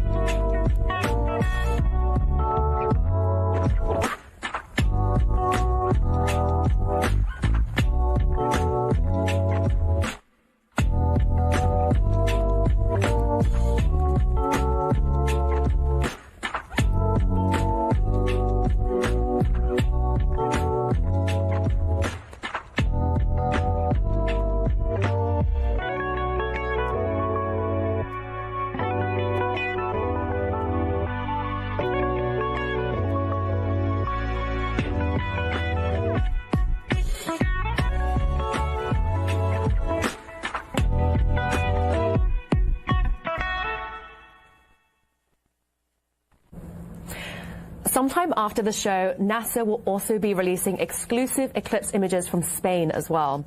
This is where our NASA photographer, Bill Ingalls, is hoping to capture the eclipse near the horizon. We're about 7 minutes away from totality in Leon, Spain, which is so exciting. This is some of the crowds there that we're seeing. You can see that the darkness is looming. It's not quite totality there yet, but they are almost there, which is awesome. So now I'm joined here by NASA's Heliophysics Director, Joe Westlake. Joe, how are you feeling about today's eclipse? Oh, super excited. Super excited to see it and to share our science, NASA science across the world. So if you're watching from the ground and you don't have eclipse glasses, there are actually many ways to watch an eclipse. These are through indirect viewing methods. So Joe, do you want to walk through some of those methods with us? Yeah, so these are super cool. This is stuff that you've got at home and things that you can use to help you view an eclipse safely without your glasses. So here we have just a standard colander, right? What you would have in your kitchen. Maybe clean some, berries or whatnot with it. And I'm going to demonstrate how you would use this to look indirectly at an eclipse. Okay. You're using the light of the sun as it would filter through this colander. And let's demonstrate together. Here, okay, Joy. So, yeah, if you could hold that.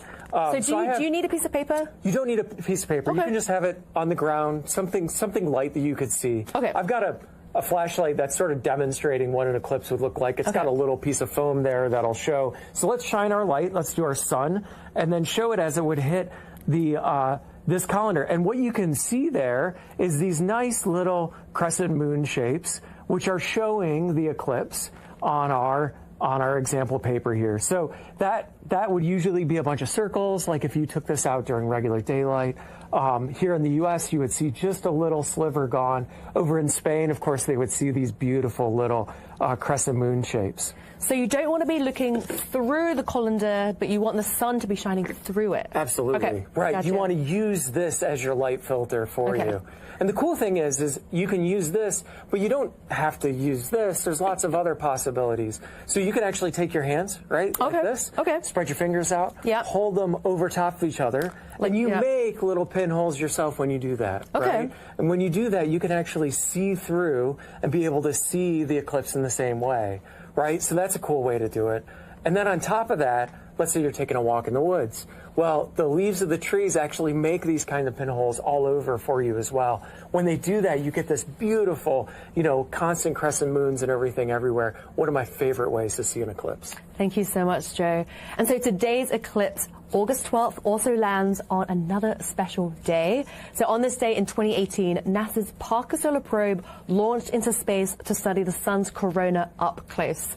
Joe, can you tell us a little bit about that mission? Yeah, what an incredible mission. This is humanity's opportunity to actually touch our star, right? We flew a mission, Parker Solar Probe. It's still up there. It's still operating. It's still taking great science. But it's flying within the corona, within what you see in the total solar eclipse, and taking direct measurements of that corona to help us understand how our sun works. Amazing. So we have a lot of questions coming in from social media, and we have time for just one, Joe. Great. So let's dig in. Kyle asks, it seems to be that there are a lot more solar eclipses happening the past few years. Did something change? Nothing changed. The geometry of the sun, the moon, the earth is the same. But one of the cool things about our technological society today is you get to see many more of these things, whether it be because of social media, because of, people have access to cell phones, or just the accessibility of travel and being able to go to these different places. I'm personally really glad that people are hearing more and more about eclipses because it brings the greatness of NASA science home to all of you. Thank you so much, Joe, for doing this demonstration and for being with us here today. Thank you so much, Joy. So now let's head back to the eclipse map where we're going to see the eclipse in real time. So as you can see in the bottom part of this video, the moon's shadow is just about to reach Spain. We're about 3 minutes out from totality hitting Spain. Leon, Spain is going to be experiencing totality, and it will be getting about 1 minute and about 44 seconds of totality, which is so exciting. The path is going to be hitting several other towns as well, such as Mallorca and Villalobado. And the view that we're seeing right now is of Leon, Spain. And even though totality hasn't occurred yet, you can see a tiny little prominence, on the one side. Okay, so remember to be safe when watching a solar eclipse. You have to be wearing safe solar viewing glasses or use an indirect viewing method when viewing when the moon hasn't completely covered the sun yet. You can only look at a total solar eclipse during totality when the moon is completely blocking the sun. So back in the studio, we have Kelly with us again. Kelly, what is it that makes this eclipse in Europe so special? It really is so special because, again, this is almost at sunset. So we're experiencing something that's a little bit different, having it so low on the horizon. And look at those images there. You're seeing that darkness already coming in, those kind of sepia tones instead of the normal bright light or even the normal types of sunsets. Wow, so we are 2 minutes away from totality in Spain. You can see the crowds in the bottom corner there, and this is the sun's view. Oh my goodness, so 2 minutes until totality, and we have a sliver of the sun left. This is just amazing. Yes, it's so beautiful. And like you were saying, there is that prominence there that we already see. So these are things that are very interesting and, again, can erupt in the space weather that we were talking about earlier. So this is a great view. And even with this, it's not complete darkness. That little bit of sun still lights it up so that we can see the crowd. Wow. So we're about a minute and a half away. What should people expect to see moments before totality hits? So what they should see is what we call the diamond ring effects, or the Bailey's bead. So these will be really bright lights, and it's from the last bits of sun coming through the moon's valleys. So that will come through, and we'll see that. And you still need your eclipse glasses or an indirect viewing method at that point in time. But then once that's done and you're in the path of totality, it's time to remove those glasses and see the corona with your own eyes. Wow. And if you're on the ground, what other sensations will you be feeling? It will definitely be getting colder. There might be a wind. You could, again, change in animal behavior, any wildlife that's around you. And really the sense of awe, as well as the 360-degree sunset all around the horizon. So just a few things to look for. Wow, this is a stunning, stunning view. We have just a slither left, and this is the moon covering the sun's disk. And when totality occurs, that slither will disappear. We're about 30 seconds away now from totality in Spain. If you're on the ground and you have clear skies, we are so, so happy for you. Yes, definitely. Wow. It's just beautiful, and again, probably feeling so much excitement, and sometimes you even feel a little fear, like I think was mentioned earlier, they felt it was eerie almost. It's an eerie light. It's not something that we're used to in a human experience, but here it goes. We're getting close to those Bailey's beads or the diamond ring effect, so those should be coming very shortly. Wow. All right, totality is almost there. The slither is about to disappear. Oh, okay. The little diamond ring. Wow. Yeah. All right. Totality has hit Spain. Yes. Oh my goodness. Lovely view. What is the red mark that we're seeing on the image right now of the sun? So the red mark is that filament. So it's a bunch of very hot material that has been hanging above the sun and just kind of hanging out there based on the magnetic fields of the sun that keeps it kind of in a little magnetic cage. Oh, look at that. That's a really nice view of the corona. You're seeing things that look like streaks coming out of us, and those are streamers. So that's the basis of the solar wind that we are bathed in constantly. The sun is constantly outflowing material, and so that's that constant stream, and then you see what could become a big chunk at some point in time in the pink filaments that you see there. Wow. So we see that coming off of the sun. So this is the atmosphere of the sun, the sun's corona. Are those streaks that you just mentioned, are they coming towards Earth as well? They are coming towards Earth. So they fill the entire solar system, or the heliosphere, which is actually all that the sun encompasses with that solar wind. So it's the entire solar system, so it definitely hits us here on Earth.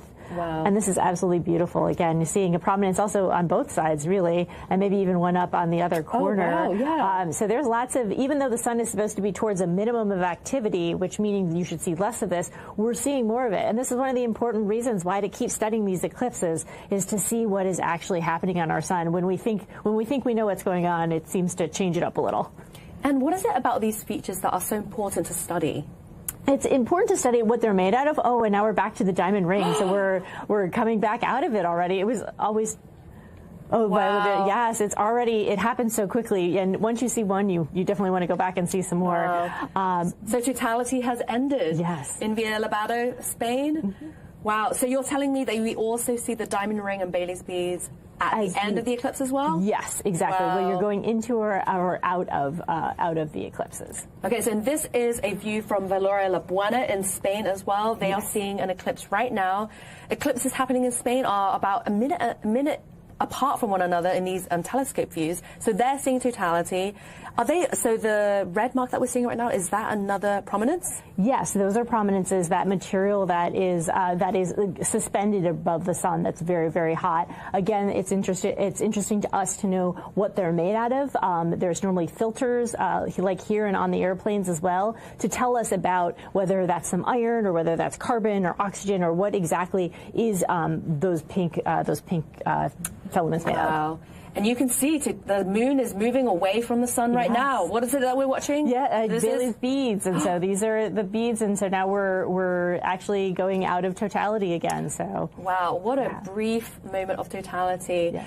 This is just amazing. They have had clear skies, and this is exactly what you want for a total solar eclipse. Yeah. Wow. This is Mallorca in Spain. Oh my goodness, this is stunning. Wow, yeah. Look at that corona. Why is it so much clearer? Why is the corona so much clearer during a total eclipse? Yes, yeah. So it's so much clearer because you're taking away all the bright light from the face of the sun. The sun is very, very bright. So it's basically a million times different. And when you blot out that middle, you can see all the beautiful things that are going on behind it. And so, yeah, so this is the beautiful crescent moon that you're seeing. I think previously we were seeing those strikes of light. That's also closer to sunset there as you go more south in Spain. And already the light's returning, and they seem to be very excited in the crowd there. Yeah. It's such a great feeling to experience those eclipses, even though they were so short. Wow. And experiencing a total solar eclipse, that is completely different to a partial eclipse. It really is. And it took me, even as a heliophysicist, it took me a while for them to convince me that I should do it. And once I saw my first in 2017, I've seen multiple since, because it is a full body experience. It is very different than seeing just one bite out of the moon. The whole body experience and just the joy and awe and kind of your place in the world is so important to experience. Absolutely. I'm for sure now an eclipse chaser.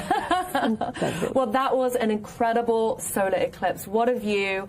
I am thrilled that their skies were completely clear, which means that we could see the sun's corona so clearly. And we could even see multiple prominences as well from the sun, which is a beautiful sight during an eclipse. So in a few minutes, we're going to be speaking with a NASA astronaut live from where they saw a total eclipse.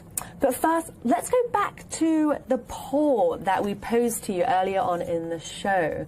So, Kelly, I know that you had answered some of these questions as well. Yes. So let's take a look at what our viewers thought about those questions. Okay, so let's head to one of the poll questions. But while we're kind of like waiting to get that set up, let's continue looking at this beautiful partial eclipse now in Mallorca, Spain. That's just gorgeous. That is just absolutely gorgeous in terms of that very little sliver. Again, this is towards sunset. So normally if you're looking at a sunset, especially over water, you're seeing that kind of orange ball, red ball go down, and then you have this beautiful eclipse to happen. These really are just going to be spectacular images. Yes, absolutely. Okay, so let's head back to the poll answers. Our viewers, so the first question was, where would you rather watch an eclipse from? You said the International Space Station, and our viewers would agree. Yes, it'll be a party on the International Space Station. I also wanted to be there too, so we're all going to be up there.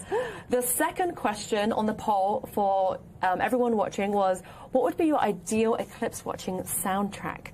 And the options were cosmic lo-fi beats, dramatic space opera music, chill acoustic sky watching vibes, or just the sounds of nature and the crowds.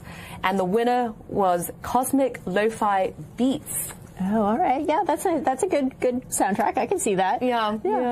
I voted for opera music, but yeah, and I might be a little bit more sounds of nature, but that's just me. Okay. Well, anyway, thank you so much. So, although totality is over, the partial eclipse will still be visible for the next hour or so. Remember to stay safe while watching the rest of the partial eclipse by wearing eclipse glasses or by using an indirect viewing method. And so if you want to learn more about eclipse safety, go to science.nasa.gov/eclipses. Okay, so next we have a very special guest calling into the show live. NASA astronaut Don Pettit just witnessed the total solar eclipse from Alcañiz, Spain. Don, can you hear me? How are you doing? I can hear you loud and clear, and I'm standing out in Alcañiz, Spain, just in awe from looking at the totality phase of this eclipse. Wow, so how are you feeling? I know you just finished watching the eclipse. How are you feeling right now? What did you experience on the ground, and what did you hear? Were you surrounded by crowds at all? The sky is exceptionally clear, and there's hundreds of people here, and that's part of the eclipse. It's not being off by yourself, it's being with a group of people, the people that live in Alcañiz, the group of people that I'm here with, and experiencing this amazing celestial event all together. Amazing. So people might know you for your incredible photos and videos from your multiple trips to the International Space Station. Did you take any photos during this eclipse, or did you put your camera down for this one? Oh, no. What I do is the same thing for launches. You set a camera up on automatic, and you get whatever you get from the camera, and then you stand back and you watch the launch or you watch the total eclipse. They're both kind of in the same category in that they only last a couple minutes in terms of what you could see, and it's better to view them through your own two eyes than through the viewfinder on a camera. Okay, good tip from a NASA astronaut. So how did the experience watching this from the ground compare to watching an eclipse from space, which I know you've done a few times? I've had the opportunity to see two solar eclipses from space. And in space, you look at the shadow projected on Earth. You don't look at the sun itself. And the shadow has all the detail that the classic astronomers from hundreds of years ago predicted. You see the umbra, you see the penumbra, you see the shadow moving over Earth, and it's a vantage point from space that you can't see from Earth. Wow. So lucky. And I know you've seen a lot of other beautiful phenomena in space, like the aurora and air glow. What is it that makes watching a total eclipse special for you? It's the whole package that comes with a total eclipse. It's the shadow phenomena that happens around you. It's looking at the corona around the sun. It's experiencing the reaction of all the people you're watching it with. So it's a human emotional event as well as much physics and natural phenomenology as you want to add to the mix. Wow. Well, thank you so much, John. Any parting words? Just get out and watch an eclipse, whether it's a total eclipse or a partial eclipse. They happen. Lunar eclipses happen. Get out and look up at the sky and think about what's going on and smile. Thank you so much for joining us live from Spain. We're so grateful you could share your absolutely amazing solar eclipse experience with us. You all take care. Wow, Kelly, it's amazing to hear someone as passionate and knowledgeable as John. Yes, it really is. That he's seen so much and he still is so passionate about the eclipse here on Earth. It just really tells you have to see this thing. Absolutely. So if you're looking to catch the next total eclipse, you're in luck because we have a few special ones coming up. Kelly, can you run through them with us? Yes. So next year there is going to be an eclipse that happens in part of Spain, throughout the northern Africa, through the Middle East. And that's going to be the eclipse of the century, the longest one of the century. So it's 6 minutes and 28 seconds. That's going to be a very long one. And then in 28, we're going to have the eclipse over Australia and New Zealand. So these are going to be great scientific experiments as well as amazing experiences to experience on the ground. Amazing. And what about the United States? The United States, well, the next one where we'll have totality is 2044 in Montana and North Dakota, and then 2045. So it's going to be a while before we go California through Florida across the entire continent. Amazing. So if you want to learn more about solar eclipses and NASA science, you can head to science.nasa.gov/eclipses. So Kelly, thank you so much for joining us in the studio today and answering all of our questions from our viewers. I also want to thank our guests who joined us in the studio and on the ground as well, and especially to our telescope partners and everyone who looked up with us here today. And so I think we may have some eclipse pictures from the International Space Station. I'm going to see if we can grab them now for you. If you can't, we'll be releasing them shortly after the eclipse. We're going to be posting them online soon after the eclipse, but yes, we're happy that the space station astronauts were able to see the eclipse from space. So we have something else exciting happening in just a few weeks. NASA's Kennedy Space Center Launch Complex in Florida will become the next launch site for the Nancy Grace Roman Space Telescope. This is a one-of-a-kind observatory that will help answer essential questions about dark energy, exoplanets, and much more about our solar system and out to the observable universe. The launch is currently no earlier than Sunday, August 30th. We're so excited for you to join us next time as we follow another historic mission in space exploration. Every discovery begins with a new way of seeing.